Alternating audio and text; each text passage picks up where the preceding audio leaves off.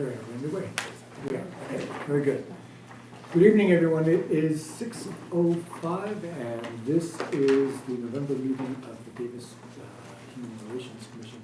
Thank you all for being here on a stormy night, and we will begin with our call to order and roll call. Carrie, when you have a chance, if you could call the roll. Sure. Felix? Here. Kevin? Here. Connor? Here. Ellie? Here. Amir? Here. Dima? Here. And I'm gonna note that Lainey and Edgar are not here at this time, that they should be able to be here later. And then ex officios, Kate?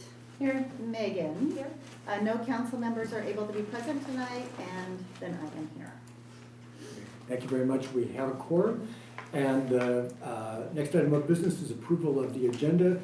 Just to note that this is a special meeting of the Human Relations Commission, so we will be following the slightly revised special meeting format. In particular, public comment in special meetings is limited to the items on the agenda. So that will be our protocol going forward. And of course, we've got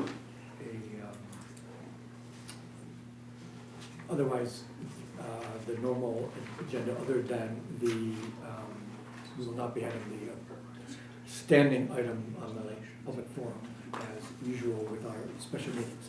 So, are there any proposed changes or revisions to the agenda? If not, I would entertain a motion to approve the agenda.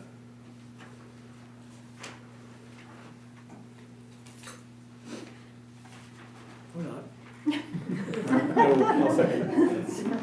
Felix moves and Ellie seconds. Second, yes. Okay. All those in favor of approving the agenda, signify by saying aye. Aye. Opposed? Any abstentions? Okay, the motion carries. We are on then to brief announcements from staff, commissioners, and liaisons. And maybe, Carrie, if you are able to, maybe you can start us off with any kind of staff announcement. Well, I will start off by saying I do not have any announcements this evening. You're not going to plug the upcoming parade and event on December 5th? The city does have the candlelight parade and tree lighting event on December 5th.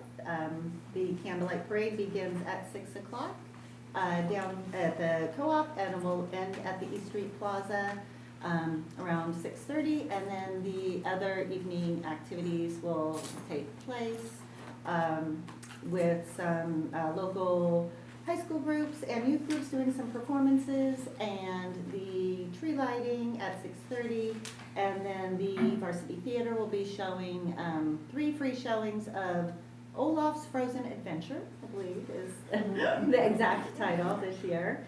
And then we'll also have a trombone quartet playing at the Hunt Boyer Mansion, and a variety of other things, some costume characters walking around. So it's on the city's website if anybody wants to see more information on that. Well, thank you for that. I know you have a big hand in making that all possible, so I wanted to give you a shout out. Thank you for that. Okay, other announcements from commissioners, liaisons, etc.? Connor? Yeah, so I mentioned at the last meeting that AFSCME 3299, the UC's statewide patient care and service workers union, was in and still is in contract negotiations, and that the UC is not meeting their needs and their demands, especially around wages, housing, safe staffing, and affordable housing, healthcare, safe staffing, and wages. And that there was a good chance that they would have some sort of action before our next meeting, and they did, but just barely. So they went on strike yesterday and today. The strike is still technically going until 11:59 p.m. But yeah, so AFSCME 3299 is still in contract negotiations and still trying to fight for their rights and dignity and benefits, And it seems like Upbeat, the professional and technical union across the UC, is also in contract negotiations and was also part of the strike as well. So we should continue to support the workers across the UC. So, I comment, just, I guess, a question. So, feels like, so my understanding is that we don't have any jurisdiction over UC and that we do not really discuss matters that go at the university when it comes to human relation.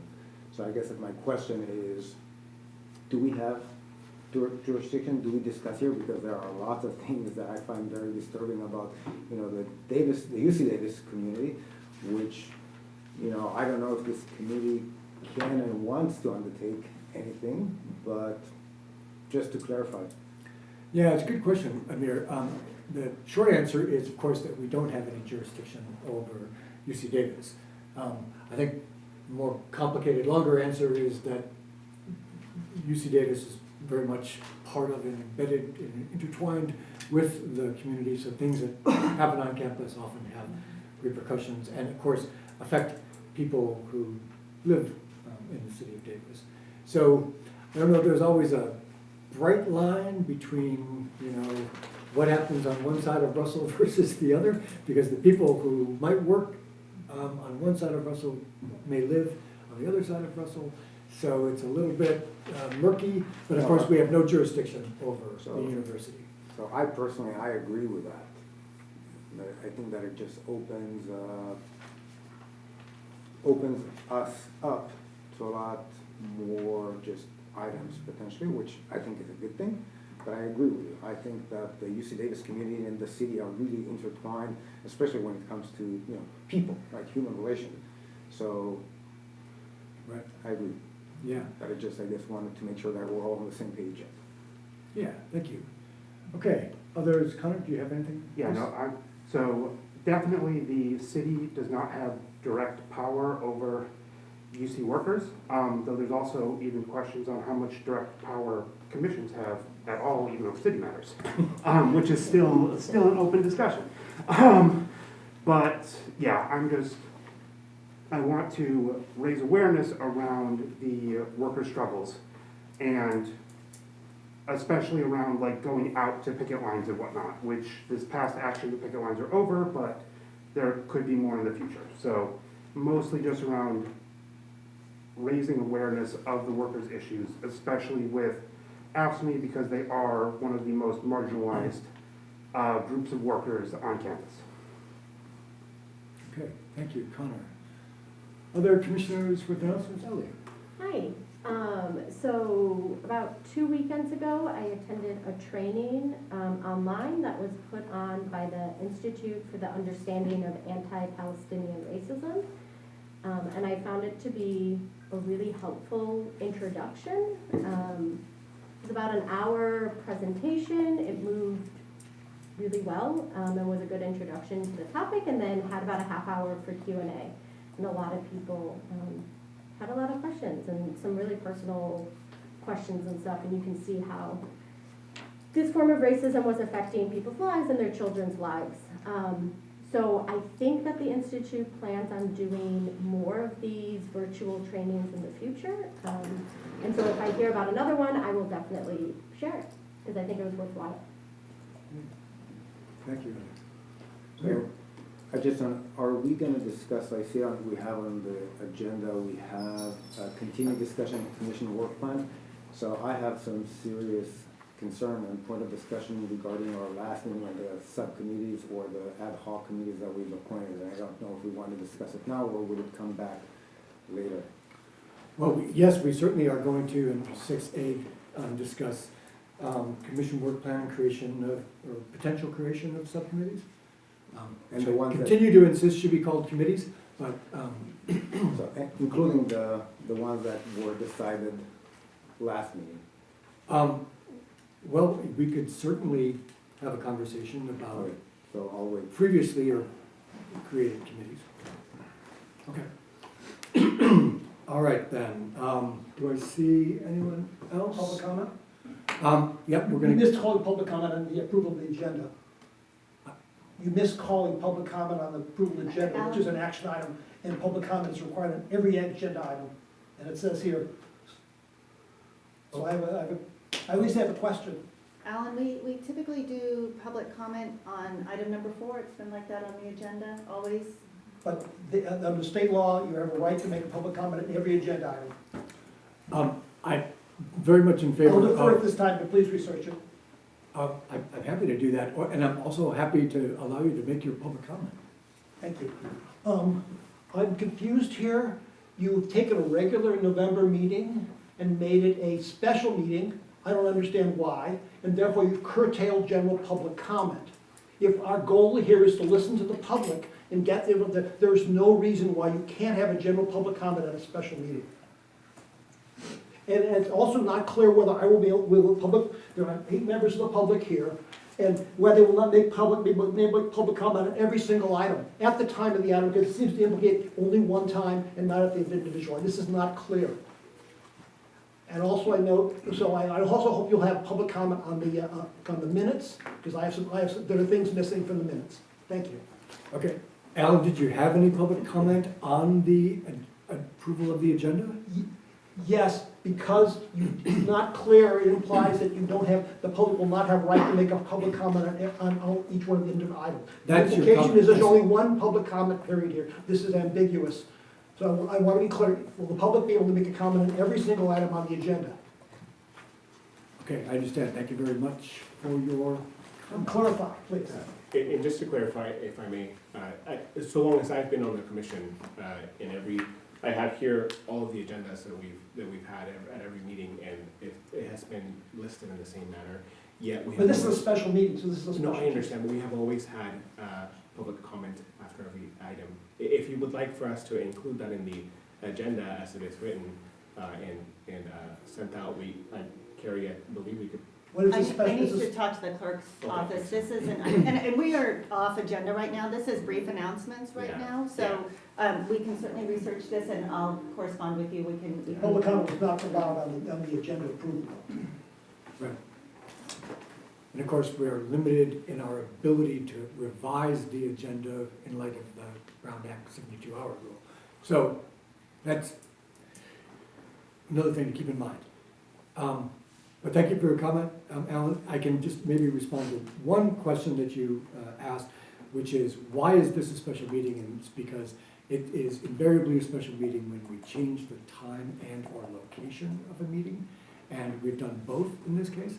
And so it is therefore a special meeting if we're not meeting at the. But then the public loses rights when you have a special meeting. This we can't comment at every item. We don't have a general public comment. Okay, we couldn't hold a meeting on the 4th Thursday of November because it is Thanksgiving. So that's the reason why it's not on the normal. But why can't we have general public comment? There's nothing against putting that on the agenda. Alan, I'm gonna call for order right now. We're still under brief announcements right now. We don't do back and forth, as you know. I was just trying to clarify. Okay, any other I can just announcements? offer one brief. Please. One, that the school district is preparing for its week off, it's fall break. But also as a commissioner, and as a person and as an employee of the district, I attended the Sisterhood of Salam Shalom workshop, conference, West Coast Conference in Sacramento on the 26th or 27th of October, and it was terrific. And it was a wonderful opportunity to be in community with community members writ large in the Sacramento area, women in the Sacramento area, who are really working hard to find each other, find humanity, find understanding, and to better understand as a non-Palestinian and as a non-Jew and as a non-Israeli, to understand, and as a non-Muslim woman, to understand the more about the intensity and the complexity of humans engaging at this time. So appreciate that Alan brought it up at our last meeting, and appreciate the opportunity to attend. Great, thank you, Kate. That sounds like a great event. Can I ask people to speak up a little bit? Without microphones, it's kind of, I find it difficult to hear what's being said. Sure, yeah. All right, any further announcements from staff commissioners and liaisons or public comments on the brief announcements from staff commissioners? and I liaisons? do just want to make a quick note that I do have to depart at 6:30 for the school board meeting. That is so I will be here until 6:30 and then I need to go to my. Okay, well, we appreciate you being here as long as Sorry. you can. Thank you, Kate. Yeah. Okay, let us then, if there are no further brief announcements from staff or commissioners or liaisons, move to public comment. And this is item number 4. This is in-person public comments on any item listed on the agenda. So we are open for public comment. Could we first clarify if we will be having public comment on the items when they come up as well? We will indeed be having public comment on the items when they come up. And of course, we allow people to speak on those items. We ask people not to speak twice, speak both here on an item and at the item, because that's sort of not the normal process. But that's the protocol. So, with that understanding, we are open for public comment on any item on the agenda. Or if you want to speak to items and you have to leave, they're later on the agenda and you need to leave earlier, we would like to hear from you. This is on the agenda. Why was the usual item about incidents in the community removed from the agenda? And just as a question, that's part of our special meeting format, and as we've consistently done. So we won't be able to bring up incidents in the community then? Um, We can't raise that this meeting, is that my understanding? During public comment, we don't go back and forth in conversation. I'm trying to be responsive, but we're not. There's no reason for that. Under law, there's no reason you can't have public comment. I saw the council meeting on Tuesday. Okay, Alan, do you have further comment, or is anyone else? I think I saw a hand. Please. We don't have a microphone or a podium, but please feel free to either sit or stand as you wish. Thank you. So this is comment on 6A. Okay? Over the past year, groups of Jews have come to this committee pleading for action to counter the surge of anti-Semitism in this town. We have told you about strangers trespassing onto our property with knives. We have told you about being stopped home from the farmer's market. We have told you about students at UC Davis being blocked from parts of their campus. We have told you about a car driving into our booth at the farmer's market. We have told you about our children receiving death threats at school, including my own son. We have told you about students losing job opportunities. We have told you about Jews being assaulted. We have told you about our fears and our anxieties and our real experiences of anti-Semitism, and we have watched as you have done nothing. I told myself you were not empowered to do anything, or you didn't have the ability to make a difference. But now I don't think that's true, because last month, after 2 people told you they felt scared by an Instagram account, you sprang into action, tossing aside process and the set agenda to respond. Is it that this committee is particularly concerned about Instagram accounts? Well, let me put some on your radar. The SJP account at UC Davis has posted pictures of known terrorists holding AK rifles in hand. They have posted that they pray for Zionists to die. They have posted celebrations of the rape and slaughter of Jews. Seems a little threatening and violent, no? Or what about cops off campus? They post pictures saying that all Zionists are cops. So I guess they want Zionists off campus. Just as a reminder, a Zionist is simply someone who thinks Israel should continue to exist. But these groups use Zionists as a dog whistle to mean Jews. Cops Off Campus has posts encouraging vandalism, occupations, and graffiti on campus buildings. They have stated that women shouldn't report sexual assault. They are planning bigger and bolder attacks, according to their Instagram account. Who are they attacking? Women? Zionists? I don't know. Perhaps you can ask other members of your commission. But I don't think this committee should actually be chasing Instagram accounts. My point is that I don't really think this committee can or even cares about Instagram as being a happier place. My point is that this committee seems to be perfectly able to take action to counter bias as long as the victims aren't Jews.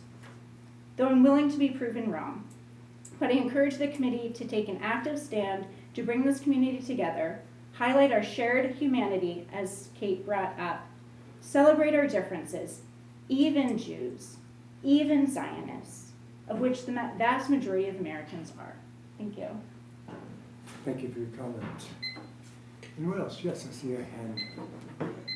Please. Yes, I'd like to comment on item 6C, the inquiry into the discrimination against Arabs, Palestinians, et cetera, the same subcommittee that Leah was addressing. And I'm pretty new in Davis, and I've been following the conflicts that have been occurring in town over the situation in the Middle East. And I watched the video of last month's HRC meeting, and I was stunned to see how lots of vague innuendo from community members and commissioners resulted in rushing to form a subcommittee to investigate a Davis Jewish Instagram account. There wasn't one concrete example of actual hatred or violence given by anyone about this boogeyman Davis October 7th coalition and unnamed Jewish community members.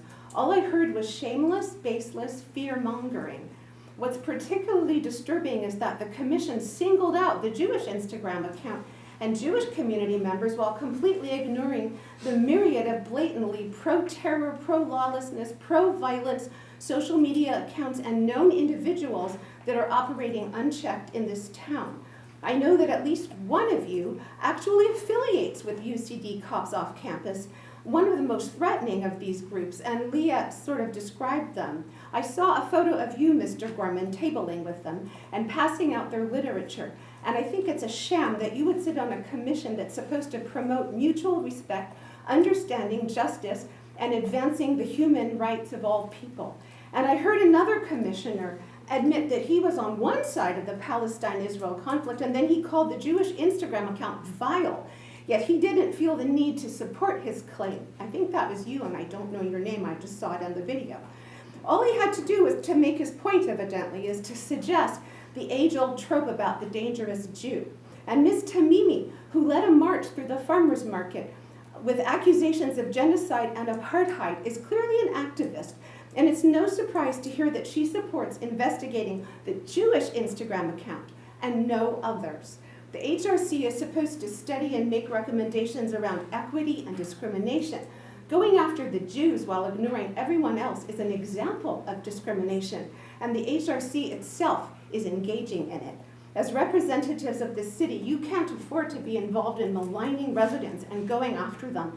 Investigating people who speak out against hate while taking your cues from supporters of terror is not a good look. Don't be throwing stones when you live in glass houses. Please expect more witnessing, documenting, and calling out hate and discrimination in Davis. You will not intimidate or silence the Jews, no matter how many subcommittees you might form. Thank you for your comment. Is there anyone else for public comment?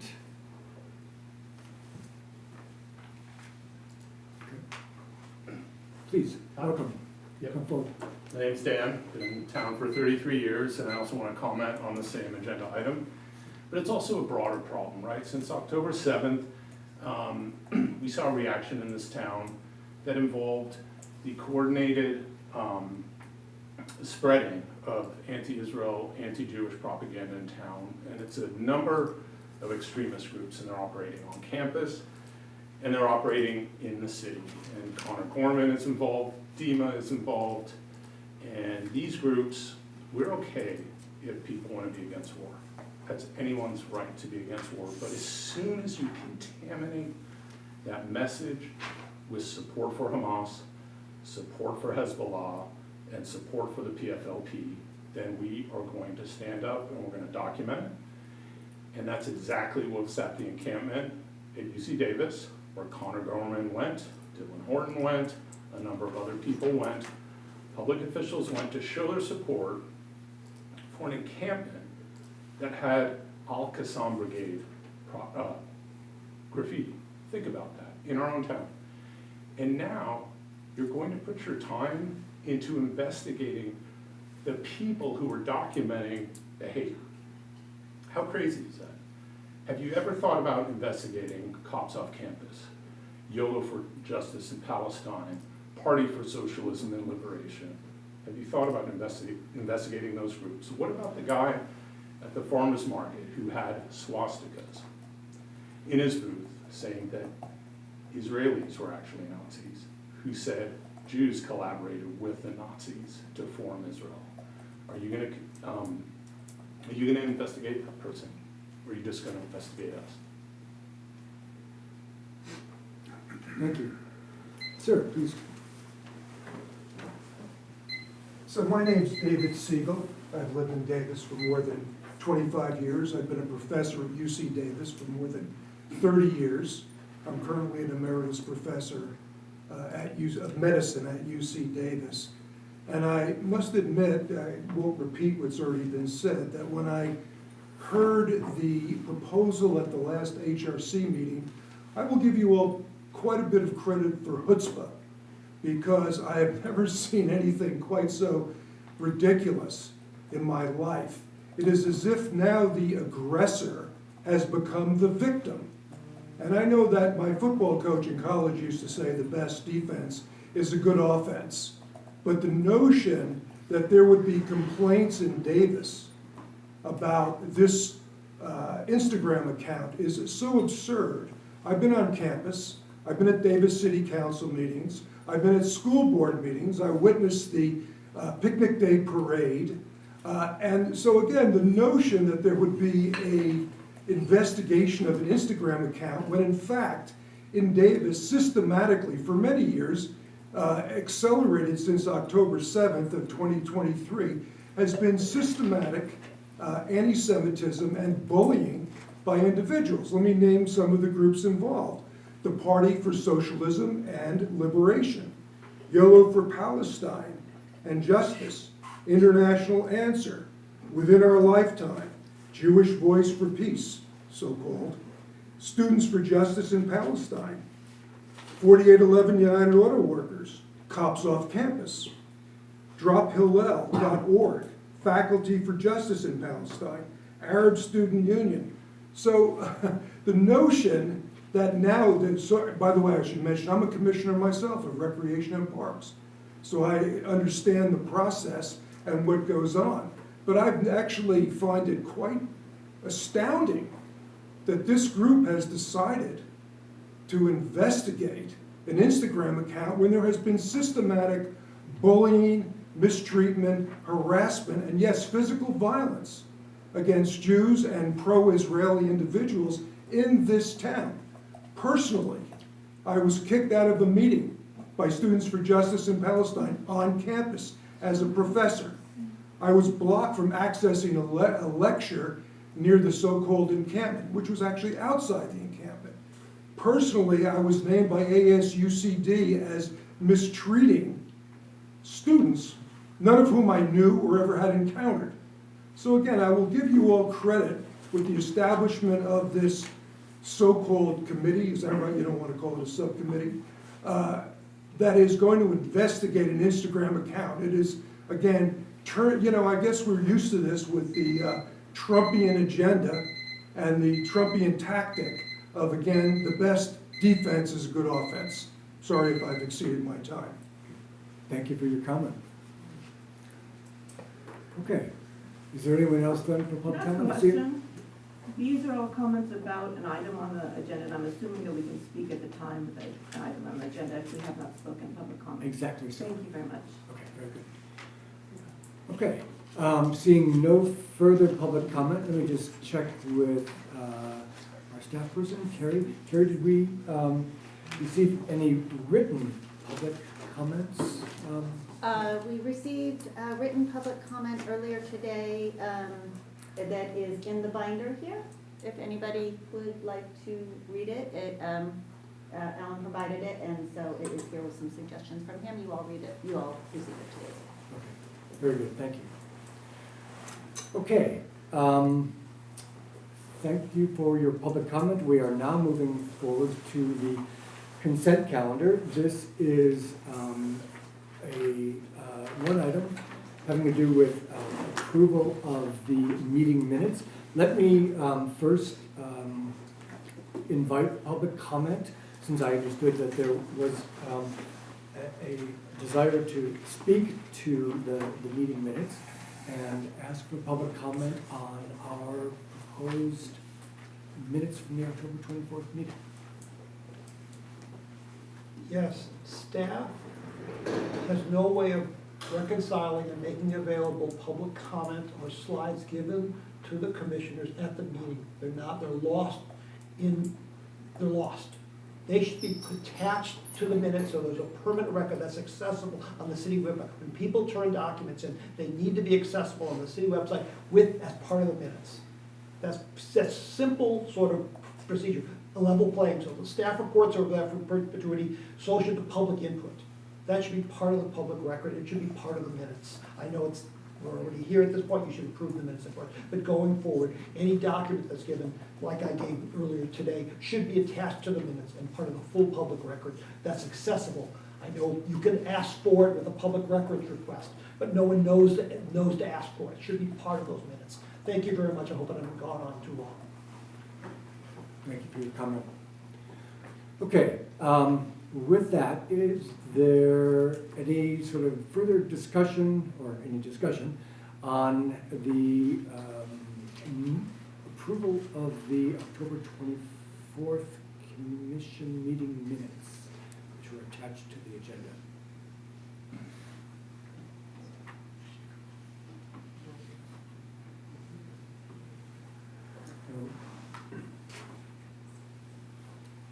Any Motion to approve. Okay, thank you. Motion from Connor. Is there a second for approval of minutes? Second from Felix. And I would then ask for a show of hands and an aye or nay vote on approval of the minutes. All those in favor, say aye. Aye. Aye, opposed. Abstentions. And that motion carries. The minutes are approved. Thank you all. We are now at item 6A, and this is an item that may take a little bit, since it is one of the larger items on our agenda. And I see Patty Fong here. I know we've got a short agenda item after this, item B, this co-sponsored request for film screening that Ms. Fong mentioned last. I wonder if we might. No, I'll sit through it. You will? Yeah. Okay. I'll sit through 6A. Okay. That's good then. Thank you. Somebody let me go ahead of them in line today at the grocery store. I only had one item and they had so I'm feeling very self-conscious about that. I'm going to pay it back somehow. Okay, so let's then move forward with discussion of the commission work plan, creation of subcommittees, and then Carol, remind me, do we have the draft? Yes, we do. We do have the draft of the work plan attached to the agenda. That, of course, is a work in progress. Kevin, may I just provide clarification for anybody who's sitting in this meeting that hasn't been here before?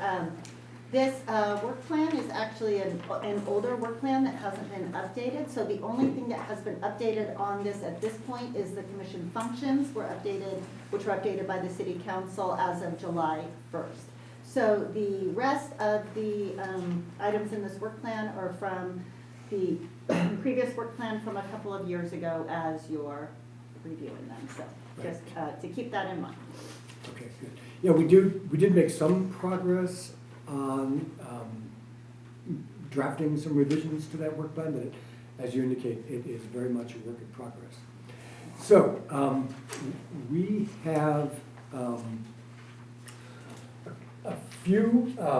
we have unlimited possibilities for potential items to work on.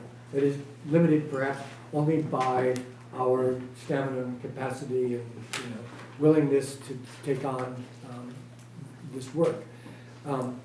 We have a couple items that are listed here that have been previously discussed: land acknowledgement support and civil rights ordinance process. I want to pass over land acknowledgement support because I believe that Laney Pickett has an interest in that issue and she hasn't arrived yet.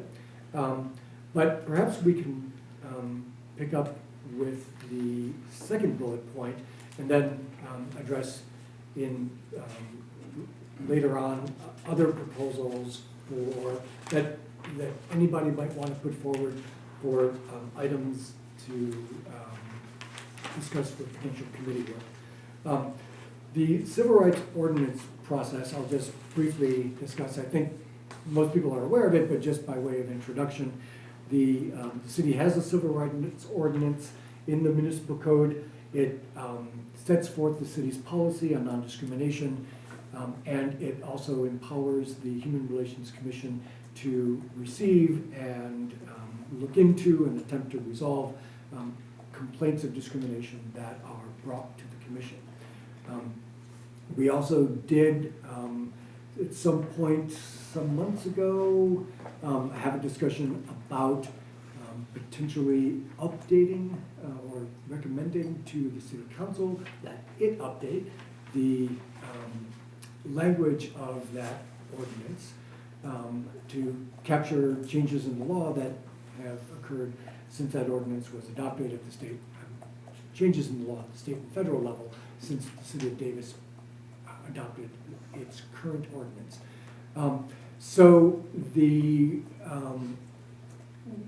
work that is sort of proposed or could be encompassed by a committee on the civil rights ordinance process is to look at how we go about carrying out the function under the civil rights ordinance and what, if any, recommendations we might make for potential revisions to that ordinance.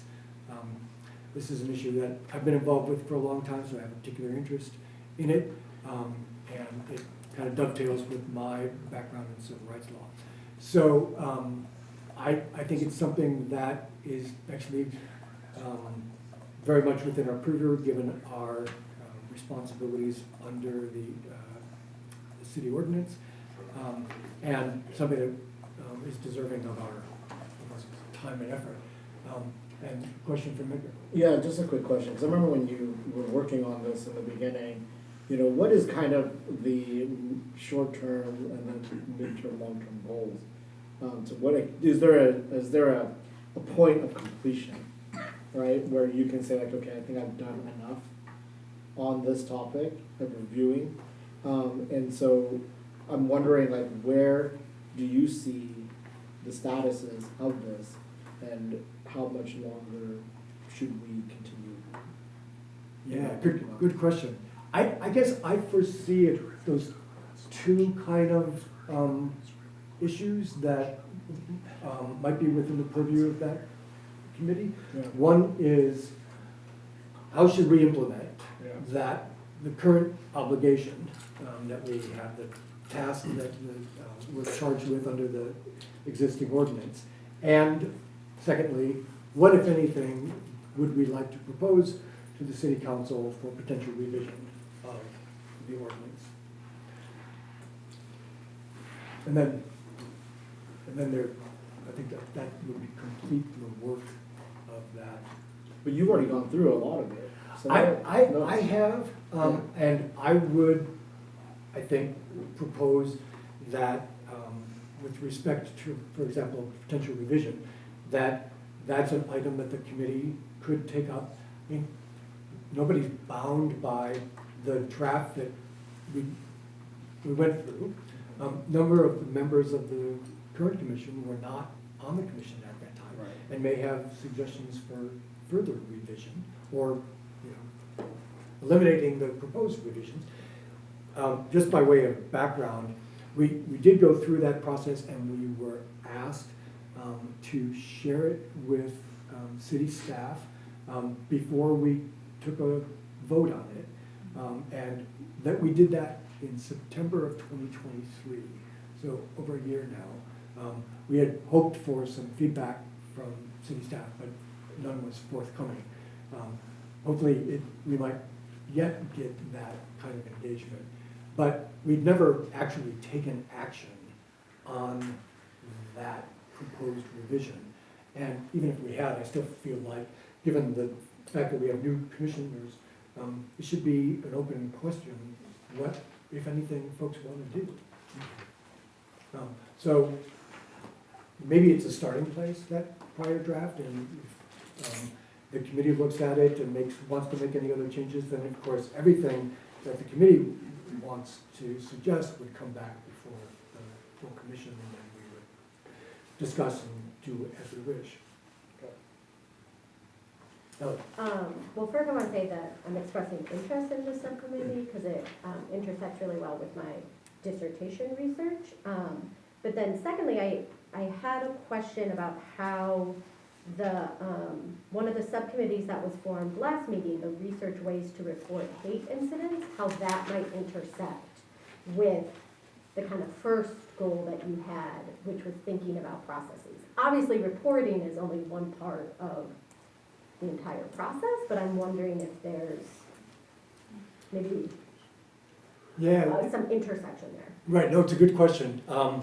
We don't have the ordinance in front of us, but I know it well enough to be able to say that it does not concern the same types of wrongs. It doesn't involve hate crimes or hate incidents. It has to do with acts of discrimination in workplaces and businesses and in housing and those kind of contexts. So there may be a little bit of overlap in the Venn diagram, but I think they're pretty distinct. Cool, thanks. Okay, other questions, comments? And let me, I think maybe at this point also open it up for public comment. Are we done? No, we're inviting public comment so that we have the value of that input. And then we will, but we don't want to have public comment only at the end of our discussion. We want to be informed by. This is a suggestion that has been made to us, I think, quite wisely, and I want to try to reflect that in our process. So at this point, having sort of just introduced the idea, we would like to invite public comment on the proposed, or possibly proposed, since it hasn't been moved yet, creation of a civil rights ordinance committee. Kevin, can I just ask clarification? Is your intent to take public comment after every single bullet point? I just want to know so I can reflect it properly in the minutes, or are you taking public comment on the entire item? I think we'll just do it piece by piece and make sure that people No problem. feel I like just want to they've got an opportunity to engage with us. Okay, I'll reflect that correctly. Thank you. Okay, I'll just reiterate that we are inviting public comment on the question of whether the commission might undertake the creation of that committee. And seeing no hands raised. Can I ask a question? I do see a hand raised. Can you explain what this commission would do, what the purpose is? Can you explain what the purpose of your proposed commission would do? You mean the committee? The committee, sorry. Yeah, I'm happy to. I think you're asking the same question that Edgar asked, which is what is the sort of the purpose and scope of the committee? One is to look at and make any potential suggested revisions to the existing civil rights ordinance, and the other is to carry out the obligations of the existing civil rights ordinance, or to think about how the commission might carry out those obligations. Another question, or comment, actually, since we're... Comment/question. So I know there was brought up the issue of UC Davis. So UC Davis is currently under investigation for violating civil rights. I'm curious about how is that something that would be involved, spoken to, part of interest? Good. That's a good question. I think that the committee should, or consider if it's, the committee is created. Okay, seeing no further public comment on that idea, let us then bring it to, nope, let us not bring it back. I know we can pass laws and have a civil rights fund, whatever, but our problem here is not the law, which is always, it's about relationships. So I wonder whether you want to spend your limited time on the technical law versus building community and building connections. Thank you for your comment. Okay, let me bring it back then to the commission and see if there's any further discussion on whether we want to create a committee to look into this issue. Oh, yeah, go ahead. My question is about, you had mentioned that the state law, I think you mentioned that the state law is different, or we are somehow out of, the ordinance we have, or the writing that we have around this is different than what the state law accounts for. Am I understanding that correctly? Yeah, let me try to speak to that. So the city has an ordinance that sets forth the city's non-discrimination policy. And my observation for your consideration is that there are ways in which state and federal law have evolved, for example, with respect to protection and discrimination against immigrants. That is now a matter of state law, not federal law, but it is not reflected in the city's anti-discrimination policy. I am willing to assume, and I believe, that it's probably not the city's intention to be messaging to the community that it has a different view about what should be permissible or not permissible under city policy, and it's just a reflection of the fact that the city ordinance has not been updated for some period of time. Likewise, there are, since Ellie mentioned disability discrimination, there are aspects of the city ordinance that don't reflect disability discrimination law, in my opinion. Now, obviously, any change to those ordinances would be made by the city council and in consideration, I'm sure, with the city attorney, and they would reach their own conclusions. But in terms of like disconnect between city policy and state policy, that's kind of the sort of stuff I was alluding to. Great, thank you. And that may or may not be something, and we don't, of course, the committee would not have to make any suggestions for revision. It could stick with the ordinance as it is.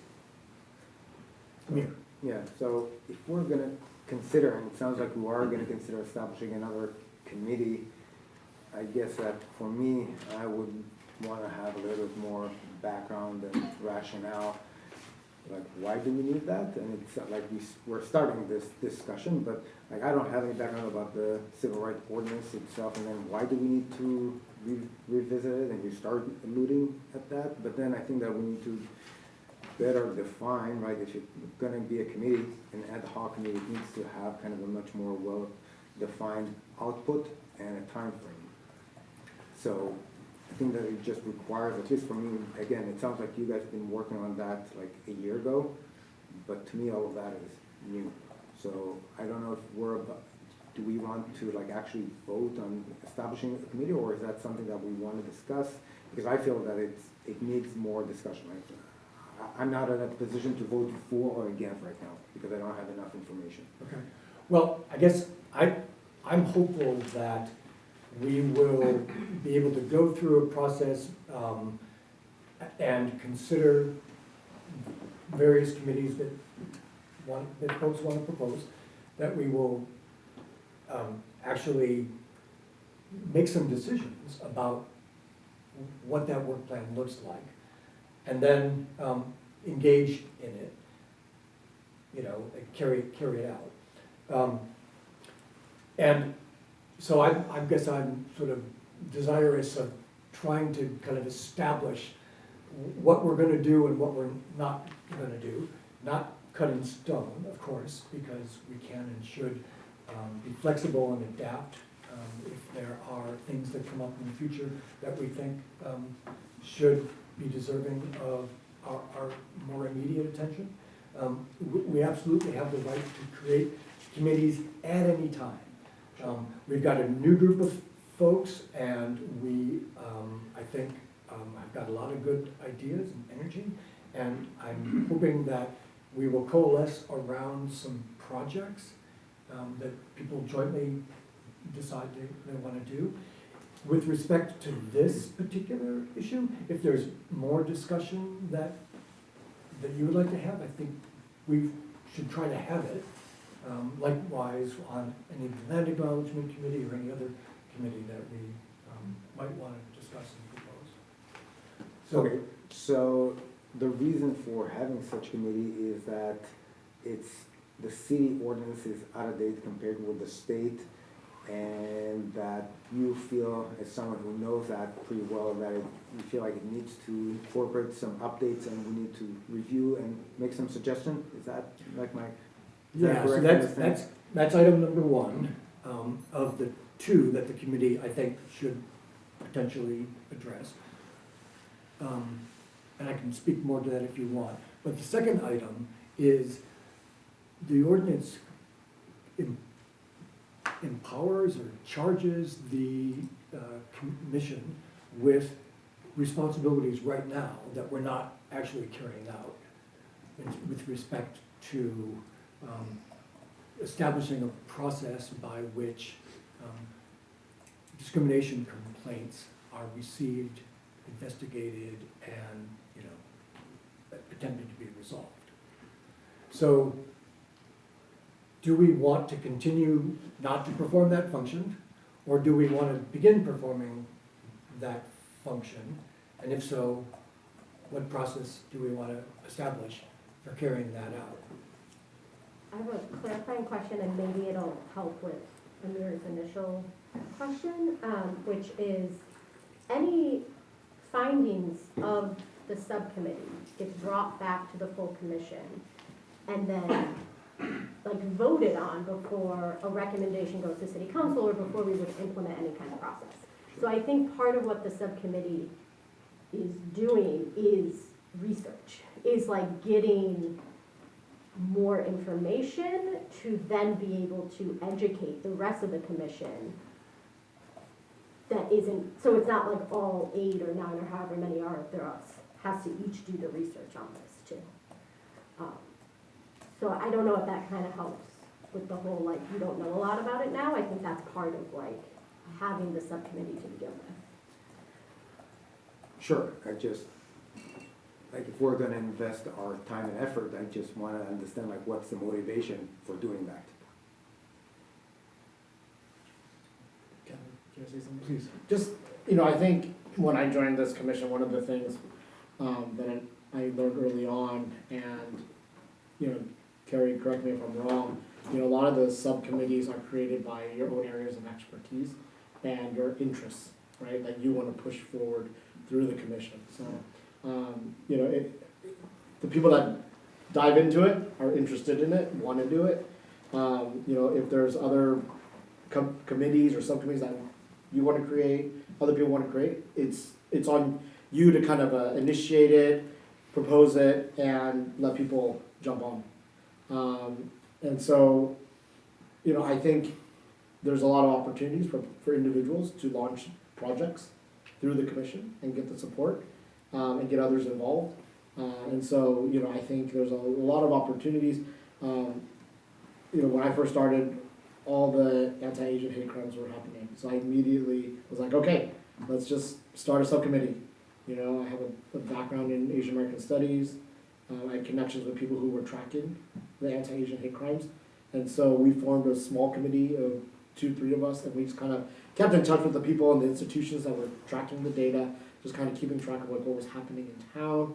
And then I just reported back.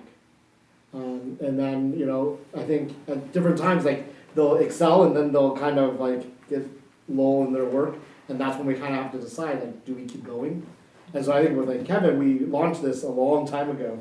And that's why I was curious, where are we on this work, and do we still need to do it? You know, but if it's your passion and that's what you wanna, I don't wanna get in your way either, you know? And so that's where I wanna just, I think that's the way I see the role of the committees, is like, this is your interest, you wanna launch this, let's go for it, and then let's see how the commission can support you. Right. Yeah. With one caveat, Oh, yeah. which is that we don't actually have committees or subcommittees of one person. Sure, yeah, of course, obviously. So we need some friends and allies. and- Oh, and absolutely. Supporters. And that's why for a long time, when we didn't have many commissioners, we were struggling. You know, we could barely even get our work done to put on events. And so to actually have a lot of, you know, like the Kevin's project, the anti-Asian hate project was going on, people left. And so at that time, I was just like, I'm a committee of one now. Yeah. Not much I can do. So, you know, but there's a lot of good possibilities, you know, and I think this is the space to do it. Okay. Further, Yeah, I just wanted to comment, I agree, Ellie, with some of your sentiment about, in order to do a subcommittee, some of the work is gonna be done in the subcommittee, so we can't have it be exhaustive beforehand. I also agree, I hear that when you have an expert or somebody who's really interested in something, I think that's, it's good for us to give that an opportunity, because we have an expert who can really drive it, has passion around it. I think, also the fact that this had been worked on before and a lot of work has been put into it, it seems valuable to me to take that to fruition if possible. And I also think, just from my limited understanding of the ordinance, it seems valuable for us to get it updated with the city and help push that along.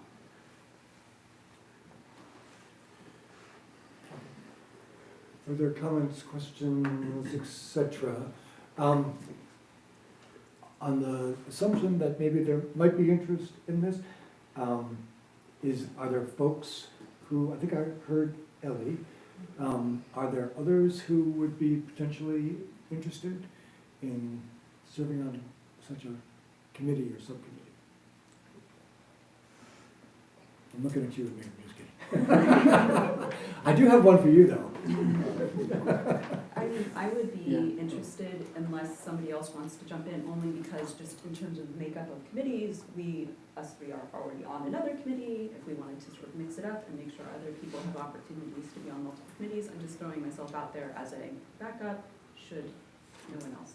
I'm happy to do it just because I was on a lot of committees and now I'm kind of like Okay, great, taking myself off, but now come back in. perfect. So yeah, Okay. I'm happy to. I'd love to have you. I have a suggestion, a procedural suggestion that we may have not encountered in the past, but I think that when we are considering establishing a committee, we should discuss initially whether we want to have the committee and then vote whether we want to have such a committee or not, and then identify people that would sit on that committee. And because, you know, the committee should be established if there is a need for that, right? And then once we have a consensus, or not consensus, you know, a vote, then we find people to serve on that. And you'll see where I'm going with that, because some of the things that we had last meeting, but I think that maybe we should first of all get to a consensus whether we need that, and then I'm sure that we can find people that would. I'm happy to proceed in that fashion. Right. So let's then sort of bifurcate the question, as Amir is suggesting, and ask first if there is a motion to create such a committee. I motion to create the committee. Okay. Ellie moves. Is there a second? I second. Okay. Jean seconds. So we will take a vote on the creation of this committee. All those in favor, signify by saying aye. Aye. Opposed? Abstentions? The motion carries. Thank you very much. So we will then proceed to the composition of the committee and open that up for discussion. I heard Ellie and Edgar. And are there others, or do we want to have a further discussion about it? I guess I'm nominating myself, if that's not already implied. We need your help. My role is only dependent if you're there. I'm not kidding, sorry.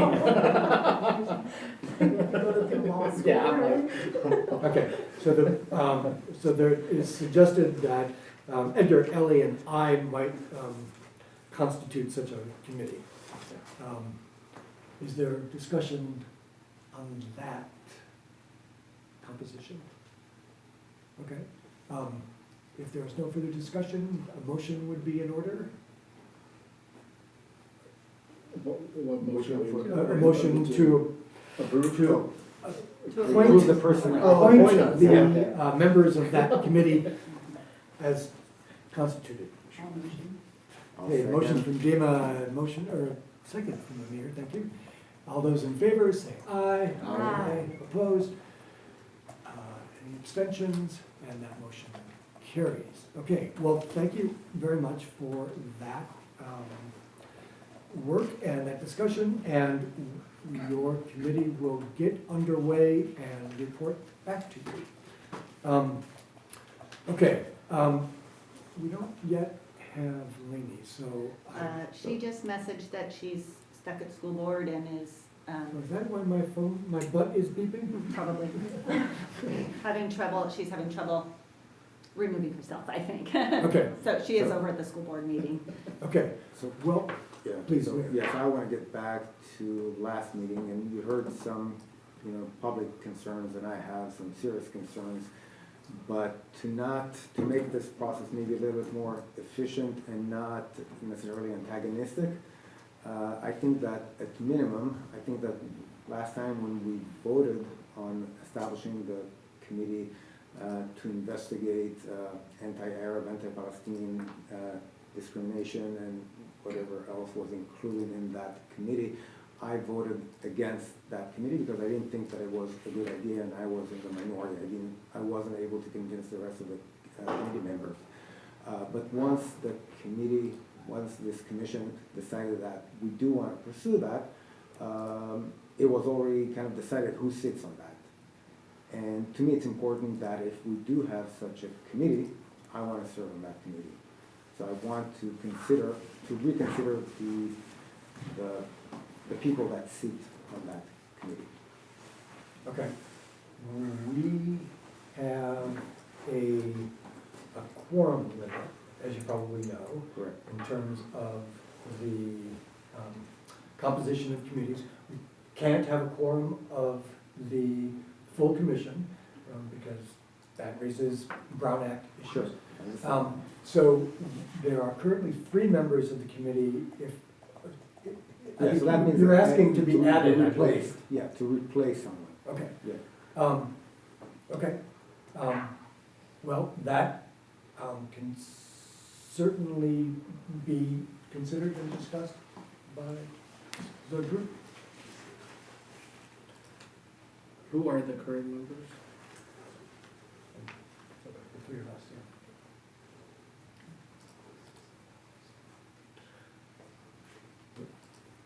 Do you have more to offer on that?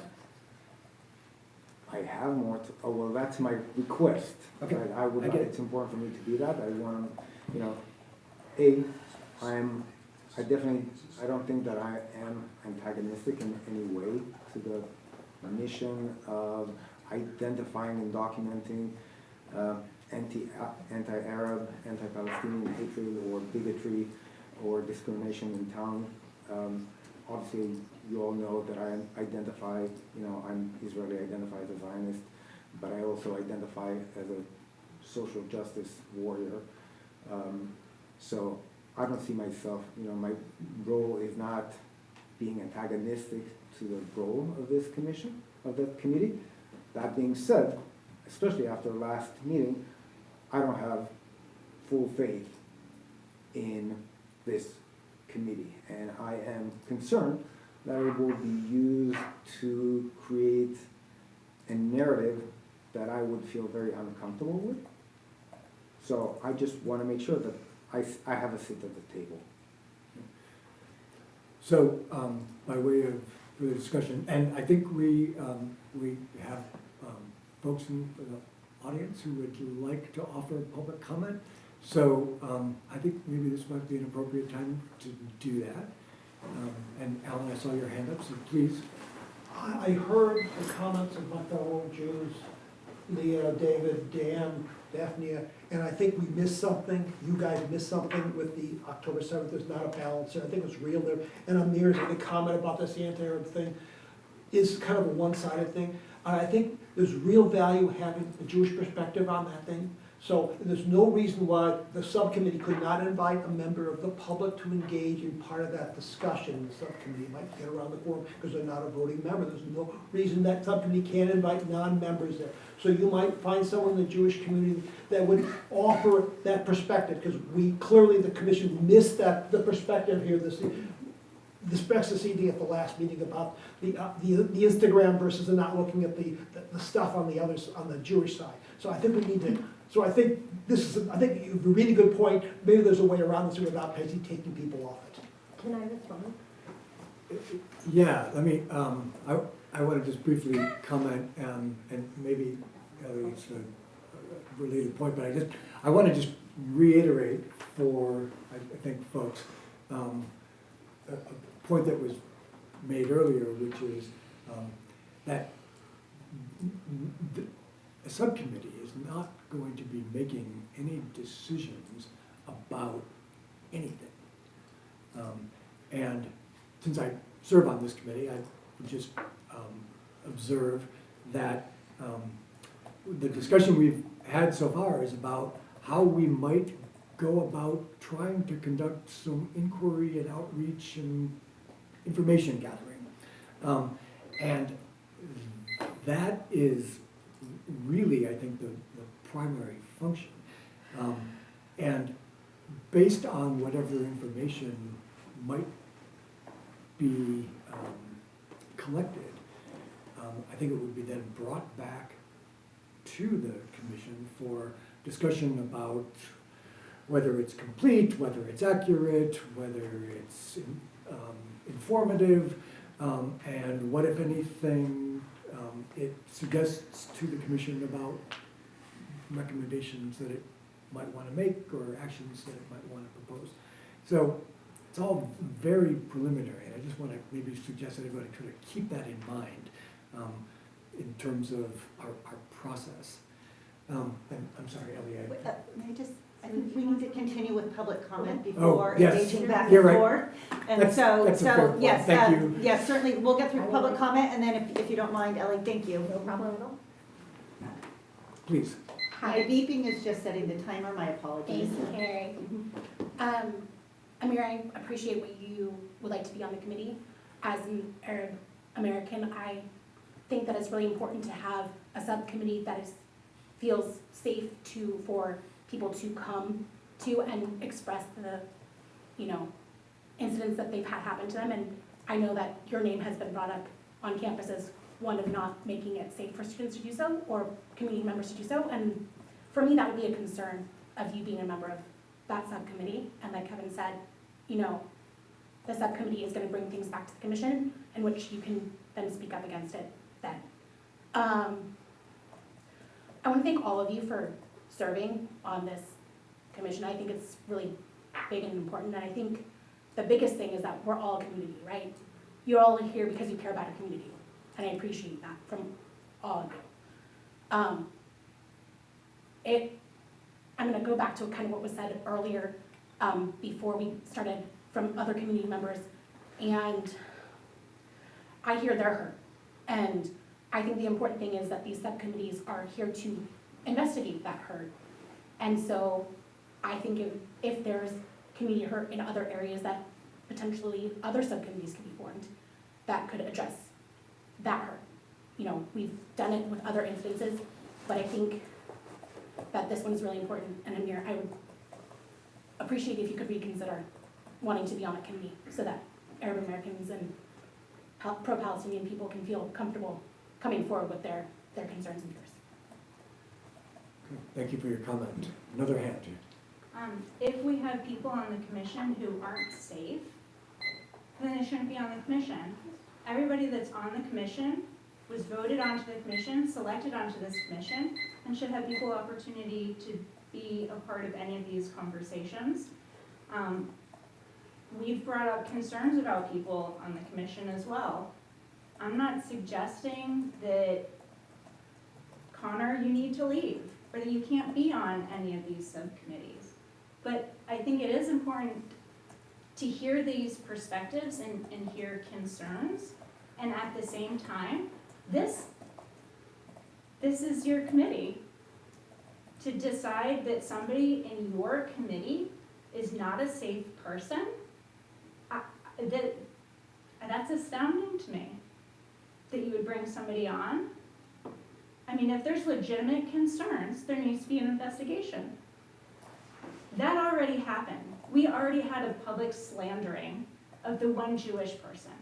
We already had that call-in where we had to sit and listen to made-up stories. That's over. This has already been adjudicated. And everybody that's sitting at this table is now on this commission, unless there's going to be some beheading and all of a sudden we're going to start kicking people off. If not, everybody has equal opportunity. Thank you for your comment. I have another hand here in the center. Okay, first of all, it is very insulting that when this commission is asked to address issues of hate related to Palestinians, Arabs, and Muslims and their allies, it is looked at in a negative way. This is a committee that is something that should be addressed by this commission, and we are very happy that you guys chose to do this last month. As for the Instagram account, we're not just talking about Instagram. When account members from our city, including some people who have spoken tonight, post asking for pitchforks or torches to show up to student events or to citizens arrests when students are acting within their constitutional rights, this is not political opinion or just talking about anti-war. This is inciting violence in our community. And that's what was brought up last week. It wasn't some random thoughts about the internet posting on social media. This was exactly the calls of hate that we have seen in so many other groups that were happening in this town that led to incidents of hate in this town. And we all know about them. And now we're having something against the Palestinian and Arab communities, and it's dismissed as just internet, talking or things about anti-war, protests. That's ridiculous. Some of us might believe that those of us who speak out against genocide or apartheid, watching our families being killed, we deserve violence against us.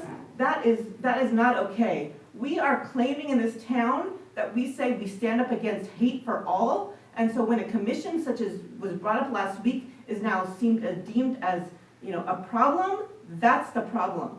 Anybody can ask for a commission to be started, or a committee, getting the terms mixed up, but this false narrative that this internet group is only documenting harmful actions is ridiculous.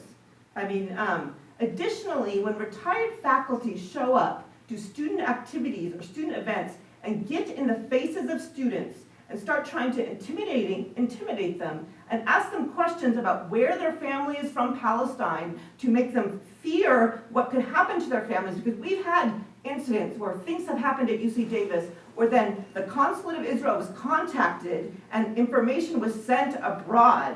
And you think these are just minor incidents, but they are intimidating tactics. And then we are told that, oh my gosh, I'm no longer welcome at a student event. I wonder why. This is not something little. This is not something minor or to be pushed aside. These issues need to be addressed and addressed this way. About the issue, there is a civil rights complaint against UC Davis about harassment from Arab and anti-Palestinian actions, including, the issue with having specific council members speak is because there is a conflict of interest. I'm going to ask you to just wrap it up, please. I will.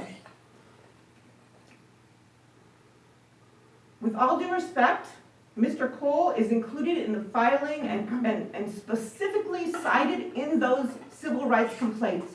So because of that, there is a conflict of interest where our community cannot come to. And yes, what was said, it was brought up by student after student after student testimony. Just because he was then elected to this commission does not mean that their concerns should be washed away. Thank you for your comment. Sir? Thank you. Let me just, first of all, Dr. Cole, Professor Cole, is a colleague of mine. I've seen him teach. I've been involved with his activities. I have never seen anything that is beyond the highest standard of faculty members at UC Davis. So I will not sit here and listen to him being impugned. There's no specific charges. Now, I'm curious as to whether I'm the retired faculty member that you're referring to, because everything you said about me is an absolute lie. Sir, if you might I address got the it. commission. No, I'm sorry. Please. I'll address that to you. It was said, so I'm going to address it. I've never gotten in the face of any student. I've never had any complaint at UCSF and UC Davis over about 45 years by any student. So this is the sort of innuendo and charges that frankly make me wonder about the honesty of people who raise those sorts of things. Now, the concern is not that there is a subcommittee that is looking into discrimination against Arabs. I think that's fine. But I think what was very well described earlier was that a year of activity, of anti-Semitic activity, and having been on the campus, it is frankly astounding to me that people think that the anti-Arab sentiment is the most virulent activity that's going on, because it is not, and has not been, and I think it's quite, I mean, we had an event at the vet school where a person came in to give a seminar, and outside the seminar there were people with banners, hate banners and things of that sort, intimidating people going into this event at the vet school. Again, truth is being put on its end in a way that I find very, very unfortunate and very peculiar. If anyone has any specific charges against me, they should bring it up to the appropriate committees. As a matter of fact, after 6 of us were named in an ASUCD complaint, there was an investigation by the university who said, no, there's never been any evidence of any charges against any of the named 6 faculty, which included Dr. Cole and myself, as well as 4 other full professors. So again, this is the sort of charges, baseless charges that are going on. What is the problem is not that there is this subcommission, it's that after a year of virulent anti-Semitic activity, when this commission was asked to do something about it and form subcommissions, nothing happened. As I think was very well brought up earlier in the evening. Now there is this commission. Well, the balance, the imbalance is very, very bizarre. And I think you should think about that very carefully, that all of a sudden we now have this commission, and all of a sudden a commission member is being told, you can't be on the commission because you have a certain identity. I think that is incredible racism and anti-Semitism. And by the way, let me mention something to you, Connor. My father was an organizer of the Postal Employees Union. I was the vice president of the Committee of Interns and Residents in New York City. You know what we were interested in? Patient care, wages, and working conditions. We were not taking international positions on things. Thank you for your comment. I have another hand. I guess this makes the ceasefire evening seem minor, but this is, again, the city, I think, stepping in the wrong direction. And I think it's important to point out that we have dozens upon dozens of documented cases involving violence, actual felony arrests, support for terrorism in our town. Dan, can I ask you, this sounds very much like the comment that you previously made. Do you have something new to add? Yeah, I do. Okay, please, thank you. Yep. So we are absolutely happy if you want to look at all acts of discrimination and hate in this town. I think Alan's statement was great. This is about relationships. We all live in this town. Let's get to the facts and not get to innuendo. We have irrefutable evidence of support for terrorism, incitement to violence, criminal activity, and we have documented it over the last 15 months. We have shared some of it, and nothing has been done.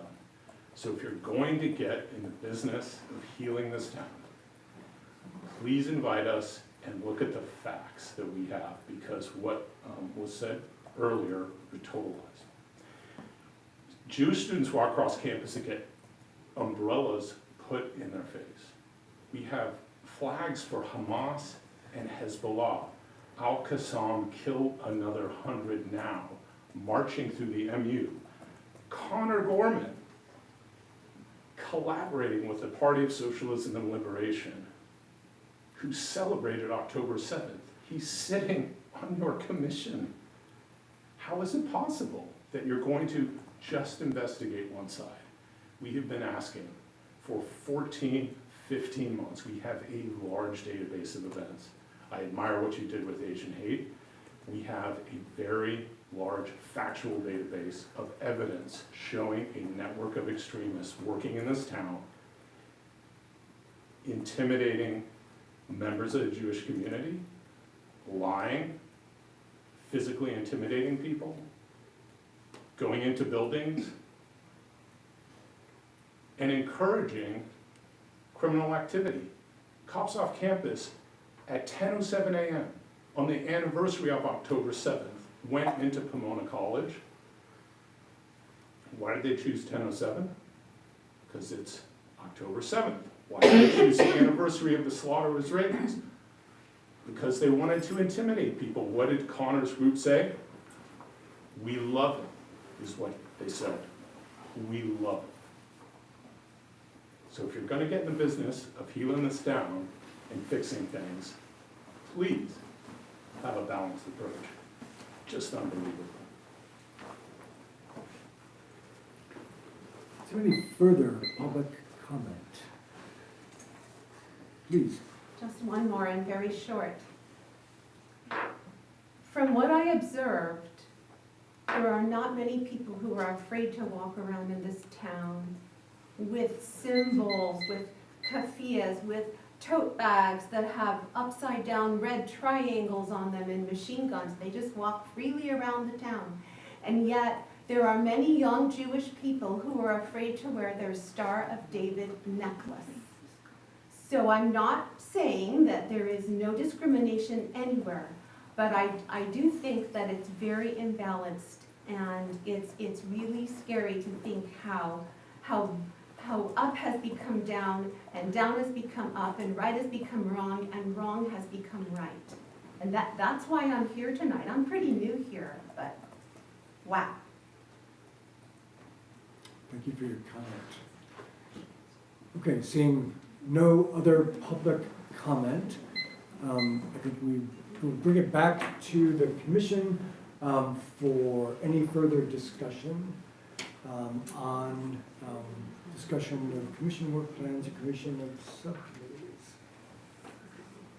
Yeah, I'll speak. Oh. I don't agree with the direction of the conversation so far, and that it has been debating Amir's ability to be on the subcommittee as a person. I think that you could be. However, because of the rules in place, as you mentioned, it requires that you replace somebody. And I believe that the three of us who are already on the subcommittee are also all very dedicated to this work, and also are bringing different skills and perspective to the work that cannot be replaced and should not be replaced. I do just want to make a general clarification that I am Jewish, so I am bringing one Jewish perspective to this subcommittee. I am also a graduate student, so I am tapped in to a different community than any other commissioner. I think that Ziva and Kevin are also bringing unique skills, backgrounds, experiences, connections to this subcommittee. So I would be in favor of not changing the composition of the subcommittee at this time. Thank you, Ellie. Further comment, discussion? Connor? Yeah, so I think that there is a major problem with different forms of discrimination in Davis, and I would definitely be in favor of also having a subcommittee on anti-Semitism. I don't think it is my place to be on it or to propose it because of some of the sentiments of some of the people in the community. Regardless of how I might feel about those sentiments, I think I have a place on the commission, but I don't think I would have a place in that subcommittee. And I think that that type of notion can also apply to the subcommittee on anti-Arab and anti-Palestinian racism, where people who might have some potential issues with some of the community members and their comfort level, it's probably best to not be on that type of subcommittee, the same way that I do think that even though it would be perfectly allowed for me to be on a subcommittee on anti-Semitism, I understand that there might be some people who would not think that's a good idea, and I would respect that type of feeling. But I was a bit surprised that we did not have a proposal for such a subcommittee at the last meeting, and I would favor it if there were other people who wanted to make such a proposal and who wanted to join it. May I just jump in really quickly? There is a council subcommittee on anti-Semitism. I'm made up of, I can't even remember who's on it now. I want to say Bapu and Will is obviously stepping off. And I actually don't know the status of that subcommittee. So typically, if council already has a subcommittee on an item, a commission would not have another subcommittee. I'm not saying to not move forward with any decisions you make tonight, because I'm actually not certain of the status of that current council subcommittee, but I wanted to just let you guys know that. Thank you, Karen. Okay, is there anyone else? Yeah, Further discussion? I also expressed desire to be on the subcommittee, not because of my well, I don't have a background. I'm not a Muslim individual. I'm not Arab. I'm not Jewish or Israeli. But I found myself interested in this subcommittee because as a brown individual, I found that, and we discussed it at the last subcommittee, we found that we talked about how we sometimes feel unsafe reporting incidents of discrimination to to law enforcement, to entities in fear of repercussions, right? And so I thought that this subcommittee would more broadly be discussing the hindrance that people of color have when reporting incidents of hate. And so I did express, I said that if anybody did not want to be in the subcommittee, that I would, or if anybody wanted to step down or away from it, that I would also want to be on it as a person of color, because I thought that it would be something interesting to learn about, people of color and brown and black individuals, and how, it relates, whatever this subcommittee were to discover, how we could use that further in a future subcommittee. As we prepare to go into this, future administration, for example, and all this already, talk of anti-immigrant and anti-Latin American, sentiment. Thankfully, Connor suggested another subcommittee on the same day, which I think covered a lot of the same criteria, and so I was thankfully able to join that one, and I think I was, I think my desire to, study and research more ways that people of color could, talk about discrimination and hate in this community was satisfied. So I just wanted to say that, and yeah, Thank you, Felix. sure thing. Okay, I'm looking at the time, we are at 7:35-ish, and we are on our first regular item. I'm gonna suggest that we've had a full and fair discussion of this issue. I don't wanna cut off discussion prematurely. If there's anyone else who wants to speak, but what I would propose to do is that we close on this item and turn to some of the other business that we have on the agenda. The co-sponsor request for the film screening, item B, and then the committee updates, item C. But Amir? I just want to make sure that we make a decision and not just, we had a discussion. I feel like there is an action item that needs to be decided upon. Yeah, if somebody wants to make a motion, we can have a vote if that's what you're asking for, or is there, So, I haven't perceived that there is consensus around the suggestion that you made. Oh, So yeah. I guess please forgive me or correct me if I'm wrong. But is there a particular action that you would like us to take? yeah, I would like to be a part of that committee. That's Okay. my request. And that would be a motion, Yes. and it would be to replace a specific person, or? If no one, so I don't know if it doesn't look like anyone is interested in stepping down.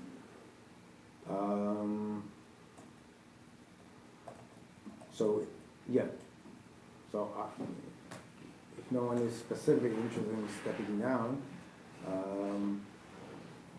I would like to either this commission to formally include me or to formally tell me that I'm not welcome. Okay. I'm gonna treat that as a motion to have you appointed to the committee, and I will ask and see if there is a second for that motion. Can I ask a point of clarification? Sure. Is there, Carrie, do you know if there's like a procedure on replacement or? If there's a motion to replace, in fact, we did that last month at we replaced Laney on the MLK committee. It was originally, Kevin was gonna be on that committee, and then Laney was at the last meeting and expressed interest, and Kevin happily, I think, stepped off of that committee, and Laney replaced him, and there was a motion to do so. So in this case, But if there's no one that is willing there would have to be a create replacement, because otherwise we're at quorum. So if I'm understanding, I'm trying to get the motion here. Well, so I wanna clarify, if there is no vacancy created, then is there a motion allowed? The motion, I think, would have to be an actual replacement, because at this point, that committee is full. So just to clarify, the point is that last time we voted not only on the establishment of the committee, but already there was no opportunity, because I voted against. There was not an opportunity to discuss the composition of the committee, right? Again, my argument was against that committee, so it didn't make sense for me to propose myself as someone on that committee. Once that committee was established, there was not an opportunity, right, for me to, so I think that as a procedure, I did not benefit from, equal opportunity to be on that committee. Amir, is your motion then to review the members of the established committee and reassign them? Correct. Okay. Thank you. Mhm. Let me rewrite this real quick. Can you rephrase that or repeat that, Karen? What I'm hearing him say, but I want to see if I'm correct, is that the motion he's making now is based on the way the subcommittee was created last time, that he would like to reconsider the establishment of the subcommittee members. And then I think that if that motion was to move forward, there would be a second motion to establish the subcommittee members. Is that correct, Mayor? Yes. I think that makes sense as a procedural Okay, let me just. process. The make first sure- question is, should the composition of the committee Okay, be changed? okay, so I'm gonna write, Cole moves to reestablish the subcommittee members Assignment. assigned to be, sorry, I'm doing a little shorthand here. Okay, so that would be the first step, I'm understanding. And then if this motion goes through, then there would be a further discussion as to who those members would, the composition would be. Right, so Amir's motion is that, the effective Amir's motion will be that there would be no current composition of the committee, and the committee would be, there would be further discussion about who then should be on. And Felix? Sorry, I'm confused because I do believe that because I expressed interest in wanting to be on the subcommittee. And then I was told that there were already 3 individuals, 3 members that were interested in being in the subcommittee. And so then I had to withdraw my interest. So I think, So, right now, there's a motion, there's no second, but the motion is from a commissioner that the members of the subcommittee be, that there is the motion is to have a discussion on could the members of that subcommittee be I see. Sure. reestablished. Okay. What I take from that is that then if this motion was to pass, Sure. there are currently no members of that subcommittee, and a discussion would ensue to reestablish all members of the committee, and then that could be the same, it could be different, et cetera. I think I'm understanding this correctly? Yes. Okay. Wait, And just I so wanna- I understand, are you be saying that there's 2 motions? One motion that will basically sort of dissolve the group of people around the committee. Yes, And then the next motion would be to figure out who those 3 people will be. correct. If the dissolve motion passes, then there'd be a second motion to reestablish the committee members. So not dissolve the committee, but the membership, Yes, right? Because okay. we've decided that it's important enough that we want to have that committee, but there was not an opportunity to discuss the membership separately.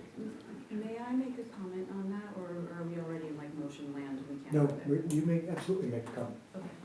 I mean, some of this concerns me just in terms of like, if we have, we take votes and we talk through things and then somebody doesn't like it, we have to come back every meeting and sort of like go through this process of deciding whether that was like technically the right thing. So just in terms of like the feeling around this, I'm a little concerned. The other thing, I'm not actually necessarily opposed to this idea that we should first vote on whether something should happen and then vote on who's in the construction. I'm not necessarily opposed to that as like a future thing that we sort of create. I don't necessarily agree with going back, but I also want to note a couple things that did happen in the last meeting that I think could help us decide whether we think we need to go back. There was an opportunity for everyone here to jump in and say that they wanted to be on the subcommittee. From my recollection, Amir, you did not raise your hand to do that. And also just noting, when we voted for the subcommittee, you were the only member who voted against it. And I think one of your comments was that it was a waste of time. And I think just thinking about like when we're thinking about, so if we end up doing these votes, I think we should think about that second part, we have to do it, that the person that should be on the committee should care about what is being done. They should know the names of the groups that are being mentioned and not just say and other. And they should care. They shouldn't feel that it's a waste of time. So I'm just putting it out there if we do decide to go into that second round of voting. Obviously, I care.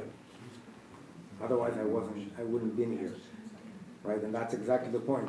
I voted against that, hence it wouldn't make sense for me to propose myself being against that, but once it has been established, I do want to be there.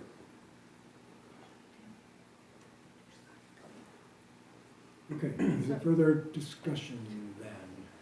We have a motion on the floor. Do you want to see if there's a second before you have more discussion? Yeah, I just Otherwise, wanted then to those see, will fit. right, yes. Just update Lainey since I- she just, What I just did. Okay, there is a motion, I do not hear a second. And we do, would only vote if there were a second. So at this point, not seeing a second, we cannot take a vote on that motion, and the motion would no longer be in order. Obviating the need for further discussion about replacement of committee members. Okay, thank you for that discussion, and Amir for the motion, and all your good comments. So we are now at 7:45. Can I make a comment? Go ahead, please. You know, I feel like last month when we had this whole discussion, you know, there were definitely two proposals that were made. Yours was for an event, yours was for a subcommittee. I think what I would have loved to have seen was for two subcommittees to come out. And so we could have two groups discussing all the different topics and the things that were happening to the two different communities. Because I don't want to give off this feeling that we are being one-sided. You know what I mean? I care about both communities deeply. I have close friends in both communities. And there was a reason why the committees weren't formed before, because we didn't have the capacity. We were so small. And now that we have a full group, now's the opportunity, you know? And so, you know, I applaud Dima for forming your subcommittee, you know, and I would love, Amir, if this is something that you want your energy and capacity to go to form your subcommittee too. Do you know what I mean? And if you need commissioner support, you know, I'm happy to support you. You know what I mean? Like, I don't want you to feel like your voice is not being heard and your community's voice is not being heard. I appreciate that. So, this is a really good suggestion. Honestly, I think that, and one of the reasons I was opposing the other committee is I think that it's too big of a topic for, a subcommittee, but maybe what we could do and define those subcommittees and something like that is to conduct at least the research, some document, and be able to present that so that we have, data to discuss and to know the lay of the land, and so thank you for bringing that up, and yes, I'd be happy to lead such a committee if there are any allies here, so I appreciate that idea. Is that a motion or just discussion? So it looks like there are two at least people, so there will be a motion, yes. So I move to create a committee that will investigate and document incidents of anti-Semitism and discrimination within the city of Davis and propose strategies to combat that. I'll second.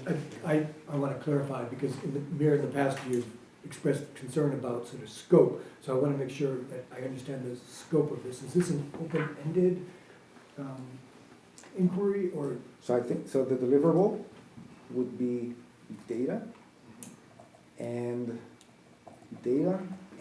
a set of recommendations to be considered by this commission, which hopefully later would be set as recommendation to the city. And I think that's a great point, that should be timed, so I think that 6 months, that sounds like a very reasonable time frame to me. It's whatever the committee decides. Yeah. I think Amir's trying to describe what he thinks is the ambit of the, Because it is an ad hoc committee, so they need to be, you know, according to the Brown Act, there needs to be a time frame, and they need to have a, you know, specific product. right? Okay, And I'm sorry, I missed who seconded that.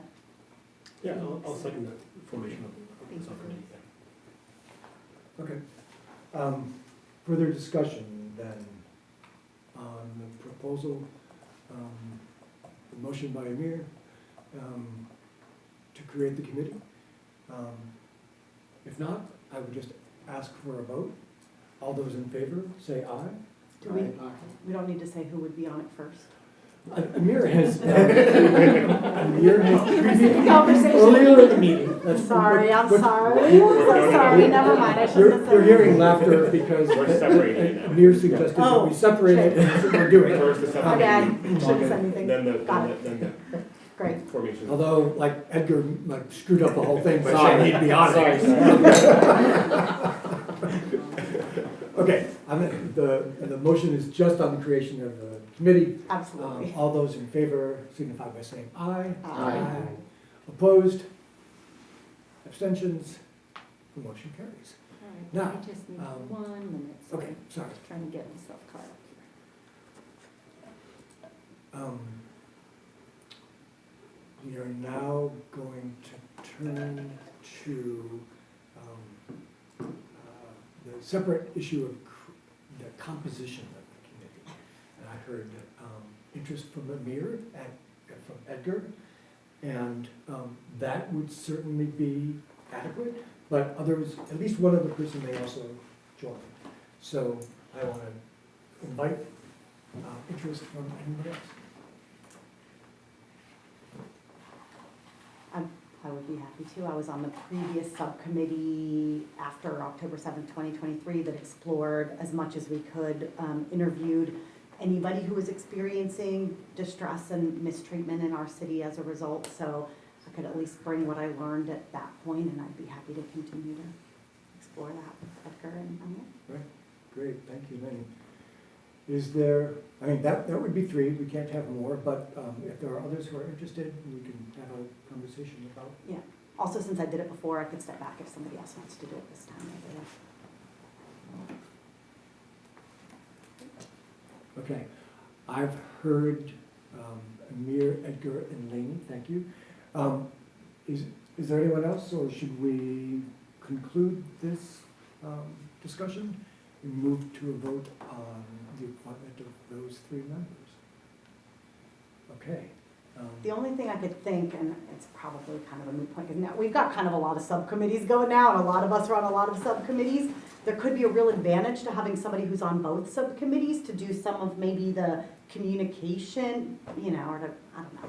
But I assume in this forum, we'll be able to look for patterns and, you know, things that maybe the committee could do that would meet needs on lots of different groups. Yeah, and we can obviously have those kinds of, that kind of communication. Mhm. I just could see the advantage to somebody being on both, but it sounds like we'll kind of almost split half and half. That's fine. Okay, very good. All those in favor then of appointing those 3? Kevin, who made the motion for those 3 people? We For did the committee make that motion. motion. Okay. Amir. I made the motion. And Felix seconded. With second, oh, for, you're also seconding Sure. the makeup of the committee? I think that's what I heard. Yeah, I remember wasting my time. FOMO.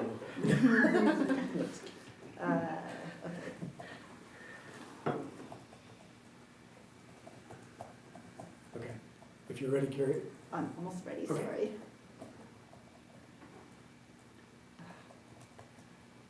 Okay, you can take the vote. All those in favor, signify by saying aye. Aye. Aye. Opposed? Abstentions? And the motion carries. Thank you for that good discussion. And I have to say, I really like the creation of multiple committees. I think that's where a lot of substantive work gets done, has to get done. It's hard in this format for us to, have a full discussion and get that kind of data collection and input from the community.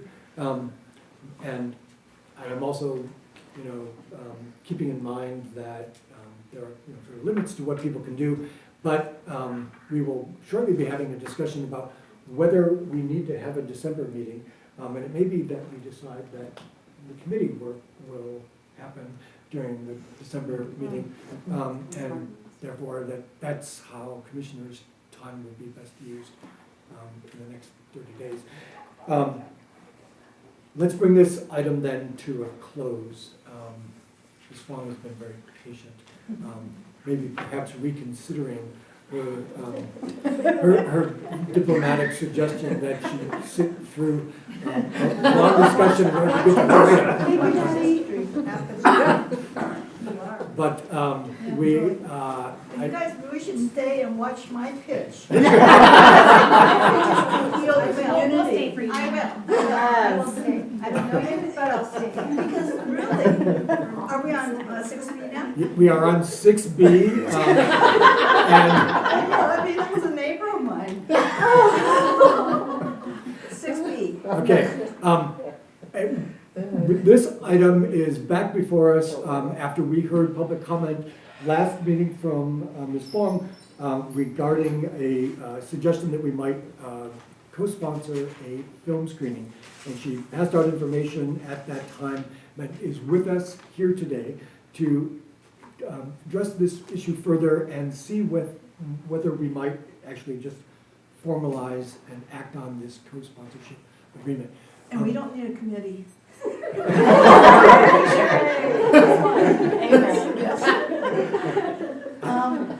In light of our president-elect promising to do mass deportations, it's becoming even more important to do this kind of education.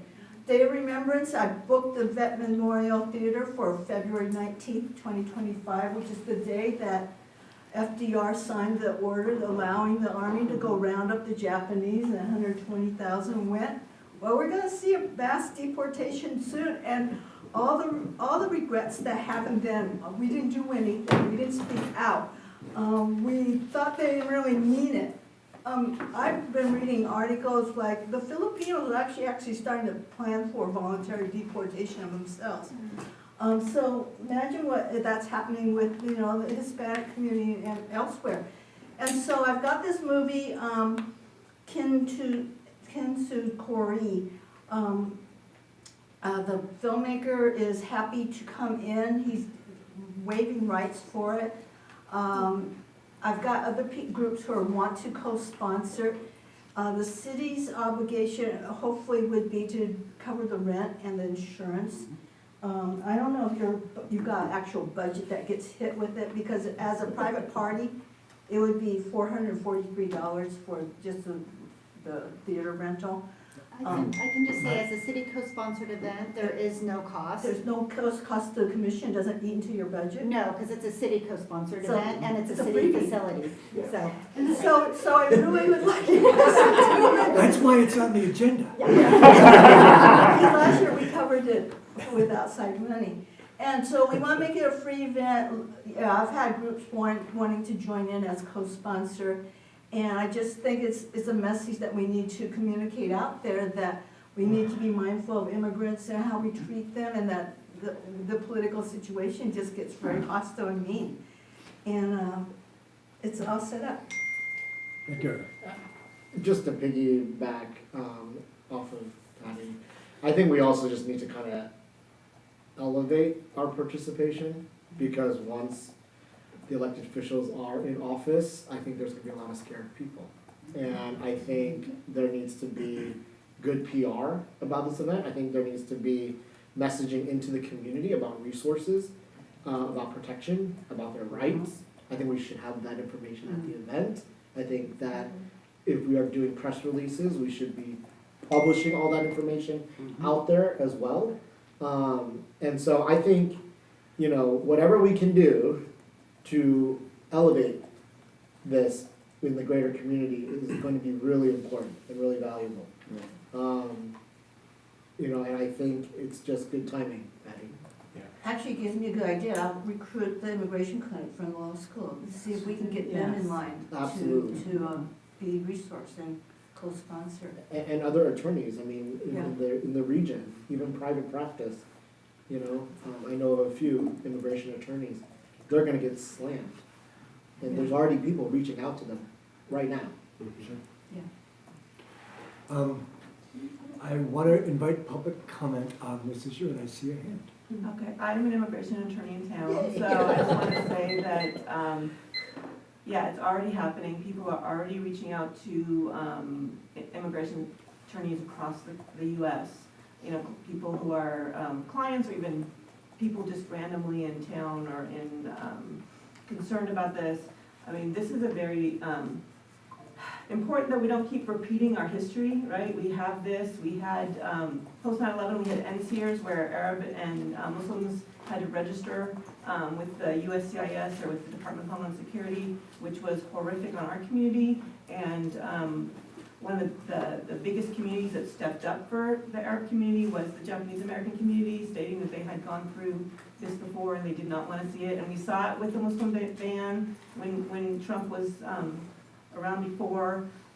So yes, it is something that we all need to work on and elevate and bring around, whether it's to private immigration attorneys, whether it's other ethnic communities who have felt this, you know, have gone through this and would like to stand up, all of us together. So thank you. Thank you for your comment and for your work. Okay, further discussion on this. Let me just clarify. I think what we're talking about is official co-sponsorship. There would be some, I guess, sort of logo of the commission attached to some of the promotional materials or something. But what else are you looking for other than the waiving of the fee and the insurance issue? Yeah, that's it. We'll take care of the food this time. Are we good enough to take care of the food? So I think as a city co-sponsored event, the commission would typically provide, you know, support, whether that means, you know, if Patty needed any help with facilitation, if she was gonna have, you know, informational groups in the lobby, say, to have commissioners there just as sort of to help with people, you know, sort of people coming in, inviting them in, welcoming them, that sort of a thing. If there was gonna be a facilitated conversation, you know, around the movie, if there's gonna be facilitated conversation after, it might be helpful for commissioners to be there if there's, I mean, even if it's just logistical type of things of running the microphone in the audience to various people and that sort of thing. So, you know, those kinds of things night of would also potentially be needed. The other place where we could help is advertising. Oh, absolutely, yes. As a city's co-sponsored event, our city's communication team, they're very good, would work to put that all together and put it out. Yeah, that worked really well because last year we had great coverage. Yeah, and we may overpack it. I mean, Vet Memorial's 325. We may get more than that. We were pretty close last year. Yeah, the other thing that can happen, if there's a little bit of overflow, obviously the building itself has, oh, I'm so sorry. Let it go, Kevin, it kicks me out, sorry. The other thing that can happen, and obviously the facility has capacity, but what we've done before, if there's overflow for like the MLK celebration, there's a TV in the lobby that shows everything that's on the screen, so we can also have it going in the lobby. So it's also nice if people need to step out for whatever reason, that they can view it from in there. So we will need to get the theater staff involved as well, and so that's something I would work on. I was going to ask if we see a need, I mean, it sounds like Patty's pretty much got this dialed in, but if we see a need for the creation of a subcommittee to assist in some of this. I mean, yeah, I know we have plenty of subcommittees already, but. I'm getting ideas that we might have a Yolo County immigration attorney, something, you know, it might have, we have to. Well, like community members are always welcome, you know. Yeah, we can reach out to the immigration law community. Oh, perfect. Yeah. To reach out. I mean, it sounds like it's And I think if, pretty well organized. sorry, Right? for somebody else. I was just gonna say, if we've agreed to co-sponsor it, then I think Patty could send an email to Carrie or to the whole HRC if there's anything specific you need help with, and now that we've agreed to co-sponsor, we don't necessarily have to bring that request to this whole meeting. We can then just let Carrie know, yeah, I'd be willing to help with that, or I have an idea for Yeah. that. So without all the rigmarole, I think we could just find, let us know when other things arise that you need and send it to Carrie, and Okay, good. we'll help. Thank you. Someone needs to do a motion. Any further questions? I have a quick clarifying question, because I haven't been to as many city events as I would like, but since it's co-sponsored, does the city take care of like accessibility needs in terms of things like captions or like sign language interpretation, things like that? Yeah, we've not done sign language interpretation at these events before, so we would need, to talk about that and figure out how to secure that. But yes, any sort of city co-sponsored thing. Ellie, I just want to clarify a couple of things with the city clerk tomorrow or the next day, but my general answer is yes. But we are not the lead on this event. This would be Patty's event, so as a co-sponsor, similar to, the commission co-sponsors the Pride event, but it's really, the commission doesn't have anything to do with any of the organizing or anything. That's really the event organizer that takes care of all of that stuff. So I just want to make sure that I have a good understanding. That sounds good. But thank you for bringing up the question. I think that's a great one. Okay, Tina. I just wanted to say, Patty, thank you so much for doing this. I know you've done this more than once, and I think it's a very important event, and I personally would be happy to help you. I know you'll send something to all of us, but I'm just saying that now. So thank you for doing it. You're welcome. And it's nice to be able to present something that's doable, because these other issues are not really very resolvable. But this education stuff we can do, and hopefully it sinks into a broader community. So we'll have a subcommittee in December in your house. To talk about how we're gonna do all this. No committees. Just kidding. Somehow I think that Patty is trying to get another Tom Highland award, but that's okay. That's okay. We love that kind of community involvement, and but with appreciation. Okay, is there any, We need motion. we need the motion. I would love to move that we support and co-sponsor the Day of Remembrance of Japanese American Incarceration during World War II on February 19th at the Vets Memorial under the supervision of Patty Fong. Did I get all the words there? I think so. Dina seconds. Thank you very much. All those in favor, signify by saying aye. Aye. Any opposed? No abstentions? Motion carries. Thank you very much, Patty. We are at your disposal. Whoa. Oh, we do need help cleaning up. I am great at I take the motion back. I think I made my kids do that last What was the time. hardest part of the event? I used to scrub toilets for a living, so I know. Okay, we are at 8:10. In order to continue business, the city would like us to have a practice of moving to extend our time for the consideration of additional items. We certainly need to talk about December meeting. We may also need to talk about some or all of the committee or / liaison updates. But in order to continue, we need a motion to do so. And Sure. may I request that the motion has a specific time, because we are at the senior center and we've got a facility attendant here that is scheduled until 9 o'clock. Just as you keep that motion in your mind.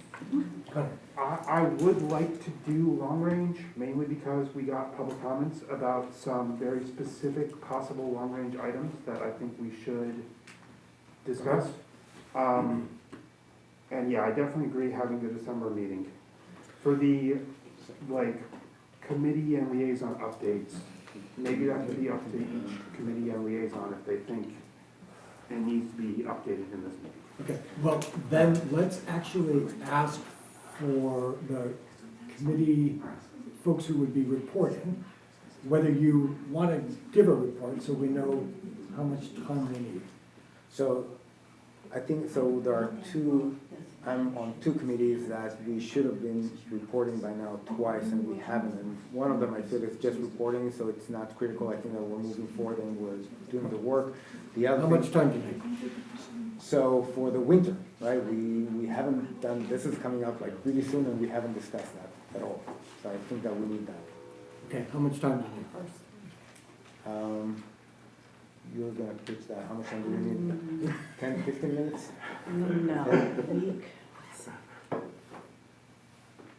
Well, we're very limited, right? So I think in 6 minutes. I'm a teacher, I'm very good at counting how many minutes. Okay, 6 minutes for city holiday observances. Let's start at the top. Campus Council and Community Diversity. A report. They did not mute since Okay. last, yeah. MLK, a report or yes or no? No, we met, we got great plans, it's gonna be fantastic. Awesome. Don't need I any. love you guys. Cesar Chavez Celebration Committee. Is We've there a been in report? communication, and our report is we are moving. Okay. Research ways to report hate incidents. Report. Connor, yes or no? We had a great meeting yesterday, but I would say it's not necessary to report back on that here, given time.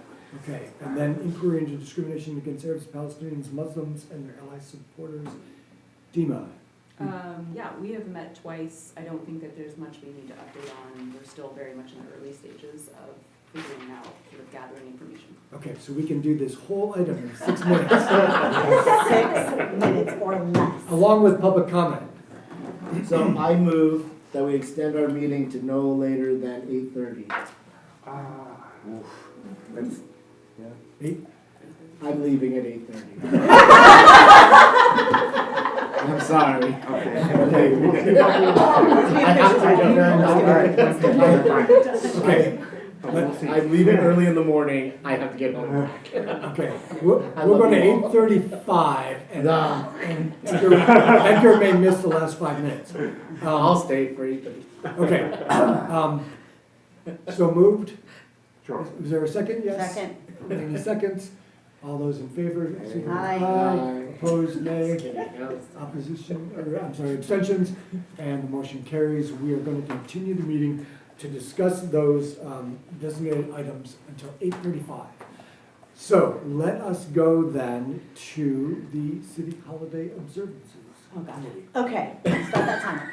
I don't have my notes in front of me, so this is terrible, but in general, what I believe now is that we have already discussed to some degree with Carrie, who has been willing to work with a lot of our suggestions to make it feel much more like a winter celebration and much more like a Christmas celebration.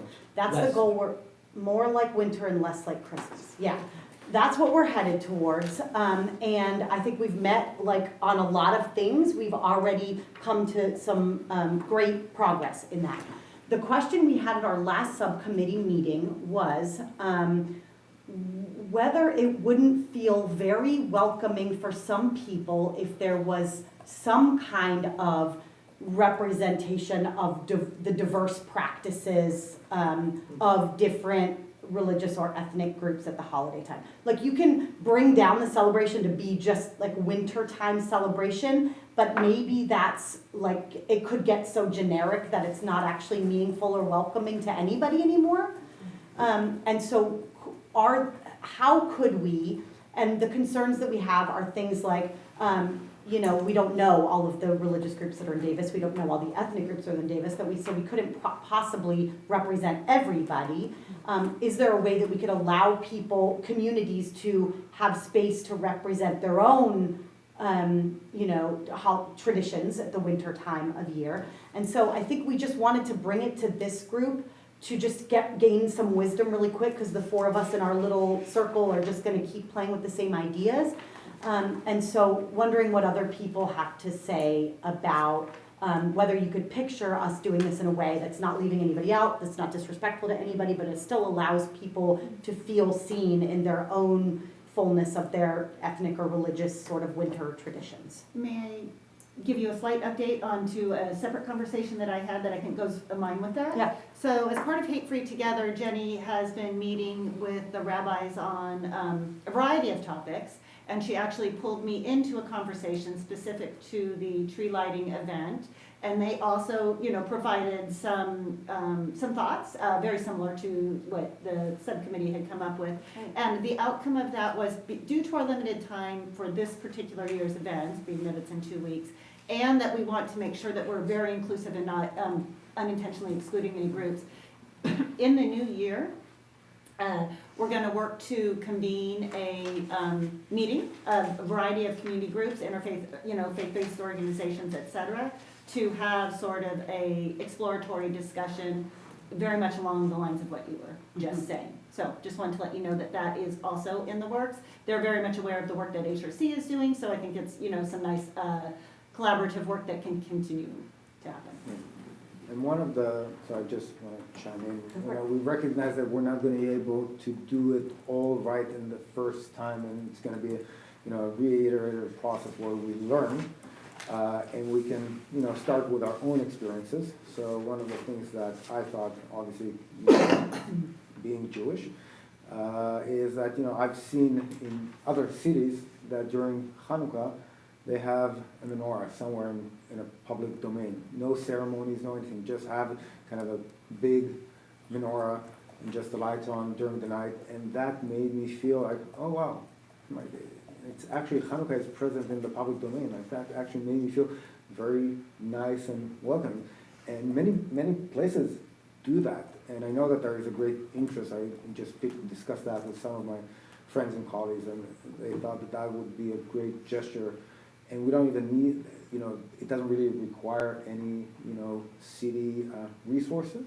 So that could be something that would be very easily implemented.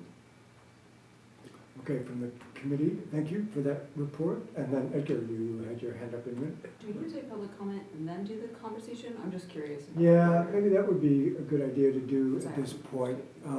Thank you, Dima. Is there public comment on this subcommittee report? Alan? 2 Jews, 3 opinions. The Reform movement, which is the largest Jewish movement in the United States, does not publicly celebrate Hanukkah in the public square. It's a political, religious statement. We don't believe religion should be brought into the government speak.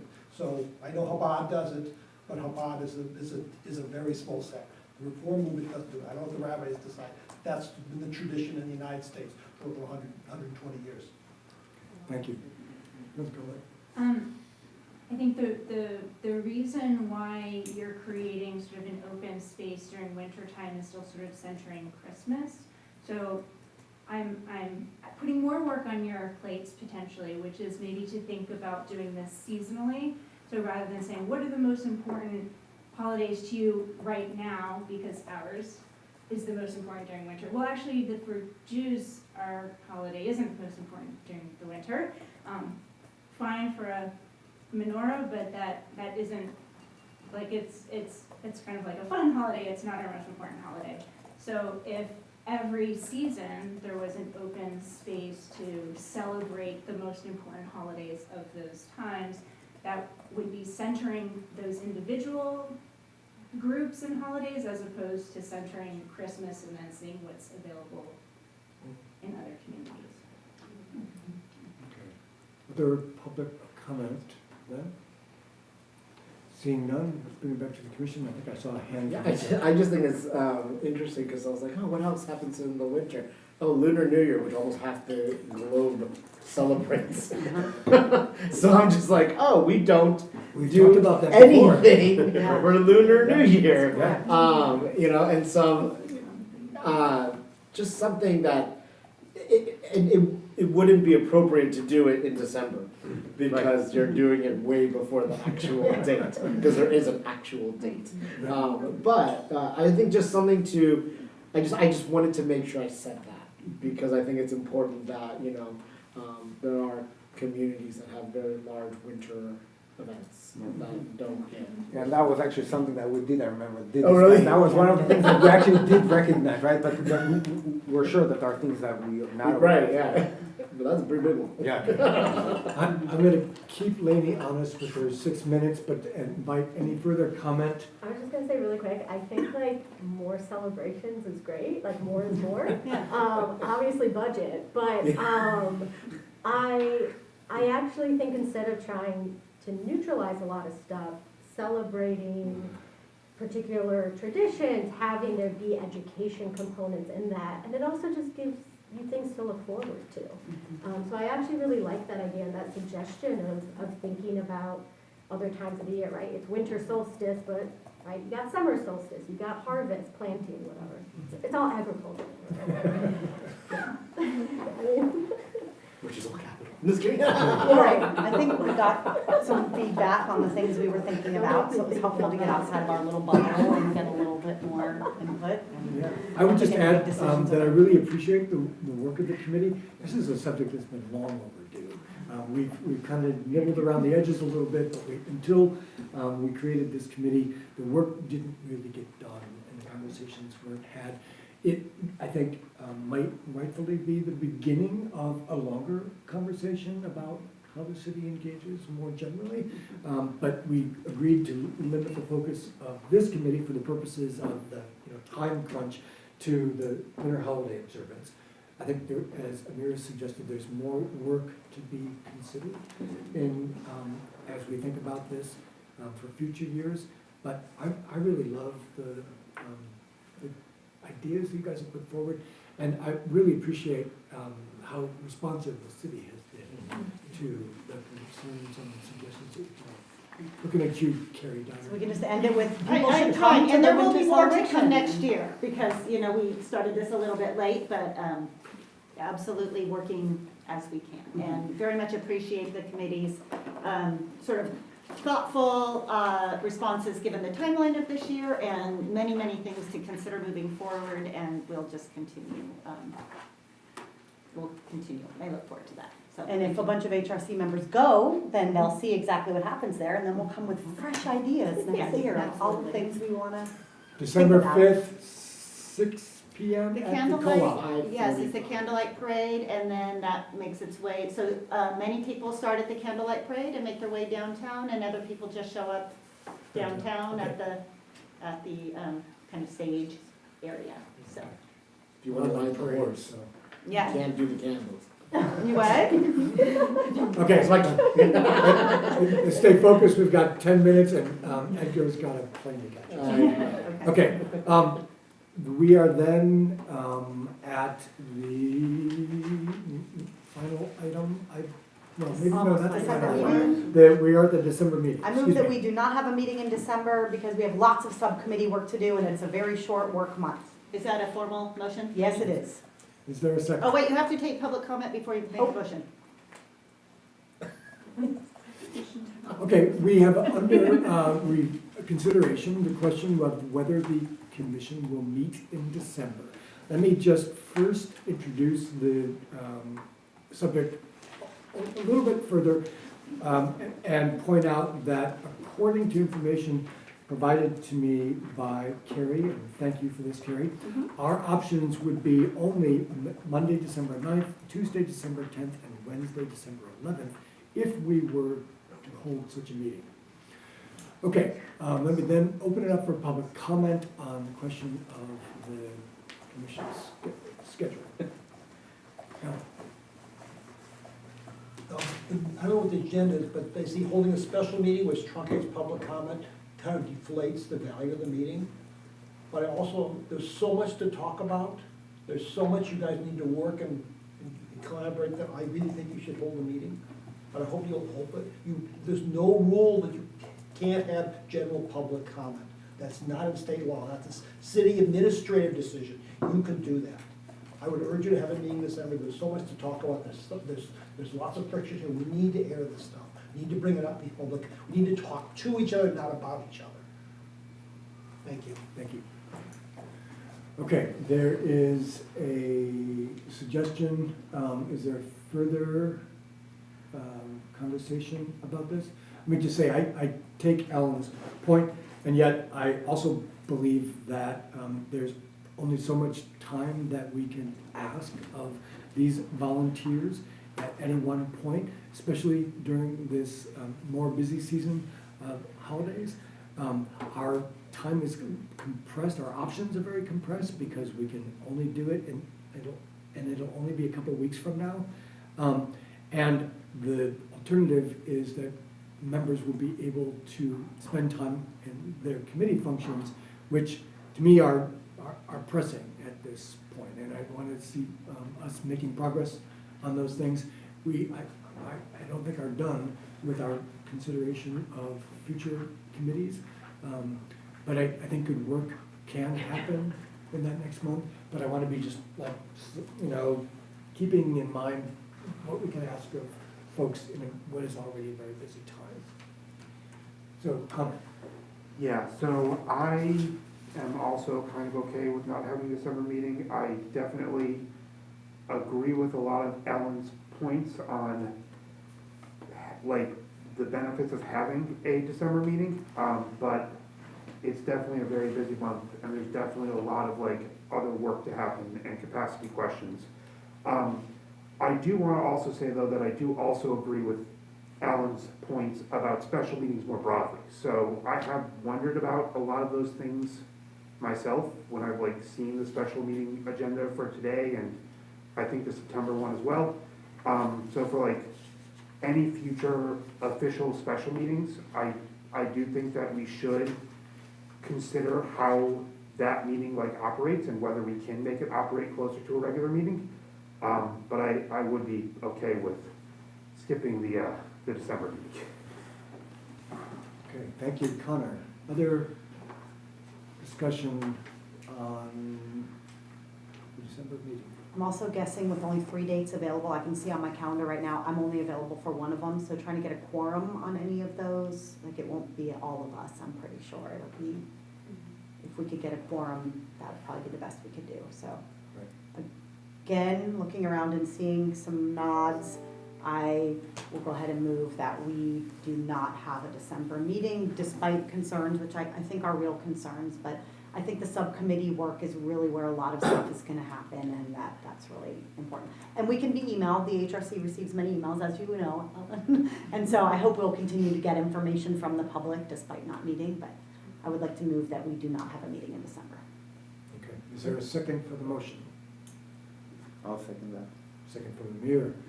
Okay, any further discussion? Are we ready to go to a vote? I was just gonna say, I'd be willing to meet if we need to. Me too. Not willing to meet? Does anyone want to make a case that we need to? I guess my only question is, and it kind of came up tonight, and it sounds like it's good, but just confirming the MLK subcommittee is good to put on the MLK event without like needing to bring it to the general commission, correct? Because That is correct, I 'cause there believe would- our next meeting, if we do skip December, will be after the MLK event. Yeah, that's correct, because the commission doesn't take any action on the subcommittee kind of work that they're doing in terms of the performance lineup. That's right. We would like to encourage you to attend. If you can help with some setup or some cleanup, that would be great, but we do have a great lineup, we have a great plan. Patty's already got his. Patty, if you would like to bring food to that. Okay. So, you taking the vote? There's not a second. There- Oh, yeah, Amir seconded. Okay. There's a motion and a second. Seeing no further discussion, all those in favor signify by saying aye. Aye. Any opposed? I abstain.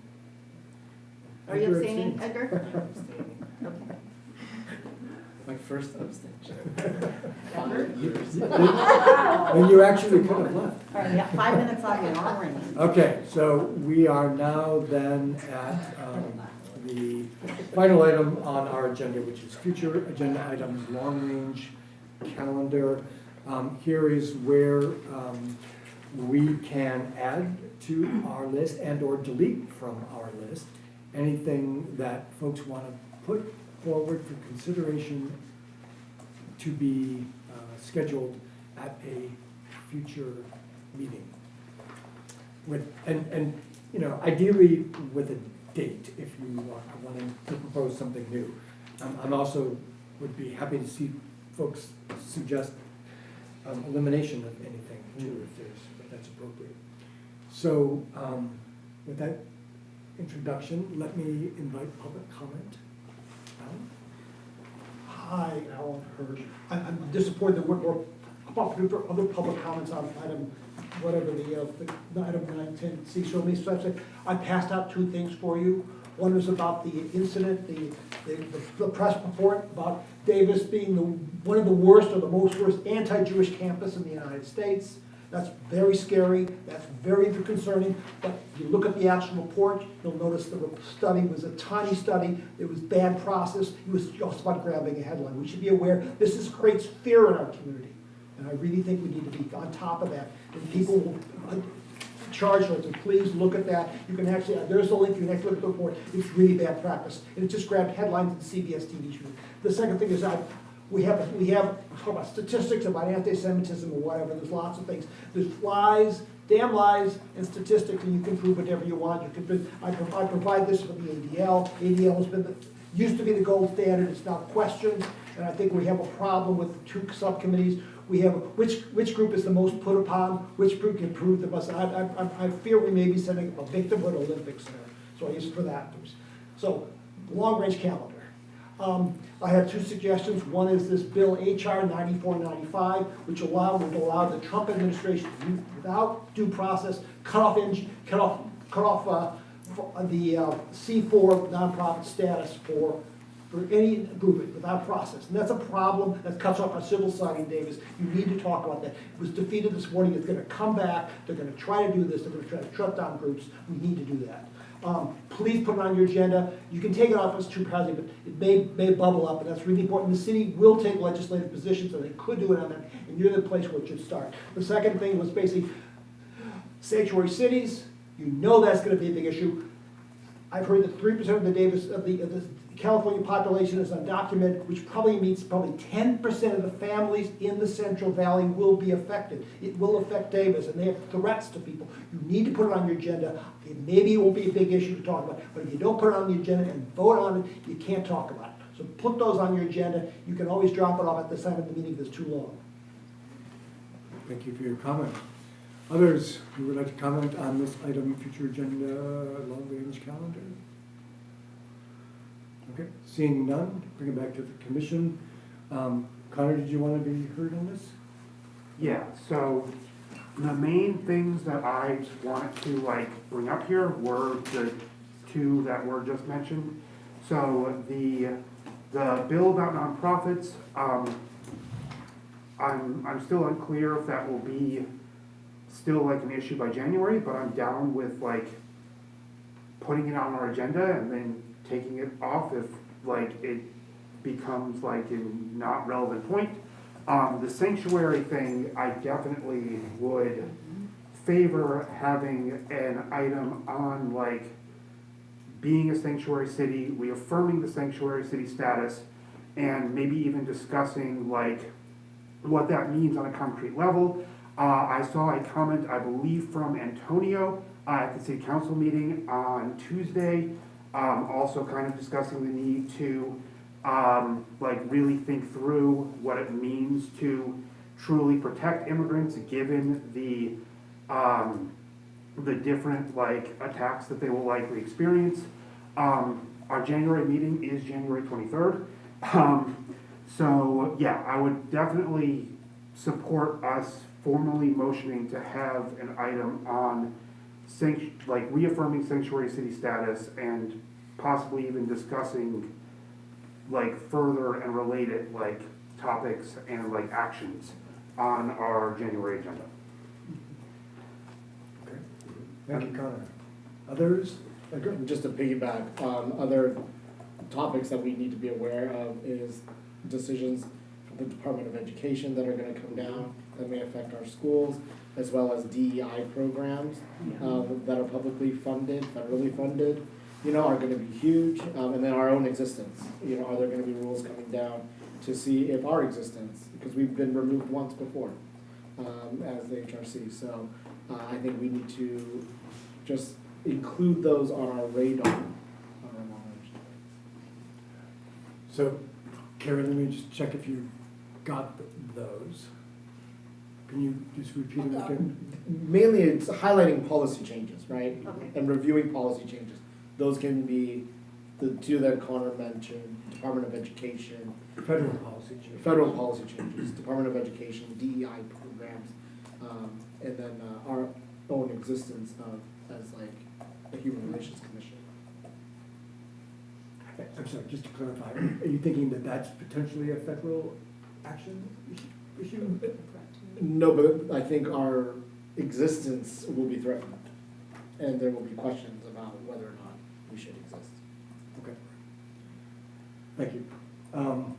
Other I would just ideas? make the comment, I think that we need to be careful, right, again, with our resources, right? I Oh, think yeah, that we yeah, need to yeah. make sure that we are committing to things that are truly within our purview and the things that we wanna fight, like we can't change the world, right? But we can make small differences here in town, so we need to be careful with the things that, we put our energy. Absolutely. Yeah. That is why I do think the sanctuary city status is a very pertinent one, because Davis already has like that status, it has like resolutions, it's been reaffirmed at least once or twice. But like reaffirming it again and kind of maybe discussing strengthening it, I think is very much within the city's purview and something that the city might be interested in pursuing. I agree with that. There was a request that went directly to city council to reaffirm the sanctuary city resolution. I haven't yet heard anything back on that, but just to let you know that that's already gone directly to council as well. Yeah, I guess, just commenting generally, I think what we might consider and talk about is whether a statement is all we want to do, or whether in order to effectuate the protections that we. So maybe what we really need to do, because this is obviously we're not the only ones who are thinking about that and who are concerned about that. We need to make sure that we're coordinated both with the city, with the state, and to make sure that there is that's not every small group of people are trying to change the world. It will be much more effective if we're coordinated. So maybe the thing that we may want to consider is creating that structure that allows us to be much more coordinated in our efforts so that we're more effective. I think voted that for was January. That was a January suggestion, and let me just check, Edgar, were you also making this suggestion your suggestion for January, or for another? It could be for another, I think once things start rolling out, then we can. Can we say February for Let's say now, February. and then we'll revisit that? I'm gonna add Win Award to the long-range calendar since you do that. That's a great idea, thank you. I'm sorry. I just have a question about procedure. So these items are being brought up to be put on the long-range calendar, but it sounds like you're putting dates to when we will discuss them? Is that what's going on? That like, we'll talk Yeah. about sanctuary city in January, but some of the other ones that Edgar brought up, we will talk in February? Is that Yeah, I would love to see us attach dates to anything that is on our long-range calendar. Because there's been a tendency to put things there and then they just kind of sit. Yeah. And there's no expectation that it's gonna happen at a particular time. So either with respect to anything that's on there or anything we add, I'm hoping that we can like put a date on it and then we'll have a shared understanding about when we're gonna do that. That was sort of the hope with the work plan, and the back page of the work plan is there's a, sort of a calendar. Yeah. And the idea was that if we can get through the work plan, kind of, that we would maybe take some of these long-range items and actually dump them into the calendar on the work plan so that there was a structure. We just haven't gotten to that point yet, so.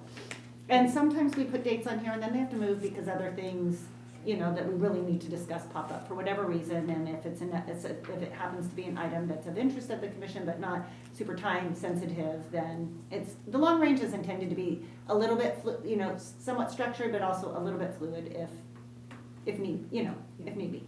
Well, I was just gonna say, I think that's great, and I do think that the sanctuary city discussion and the nonprofit bill discussion do seem like the most sort of urgent and also concrete for us to discuss and work on, so January makes sense. And I think by February, we'll have a little bit more of an understanding of where we're gonna land on some of these other issues, and so it makes sense to put them in that February timeline. So I would agree with that sort of delineation in terms of timeframe.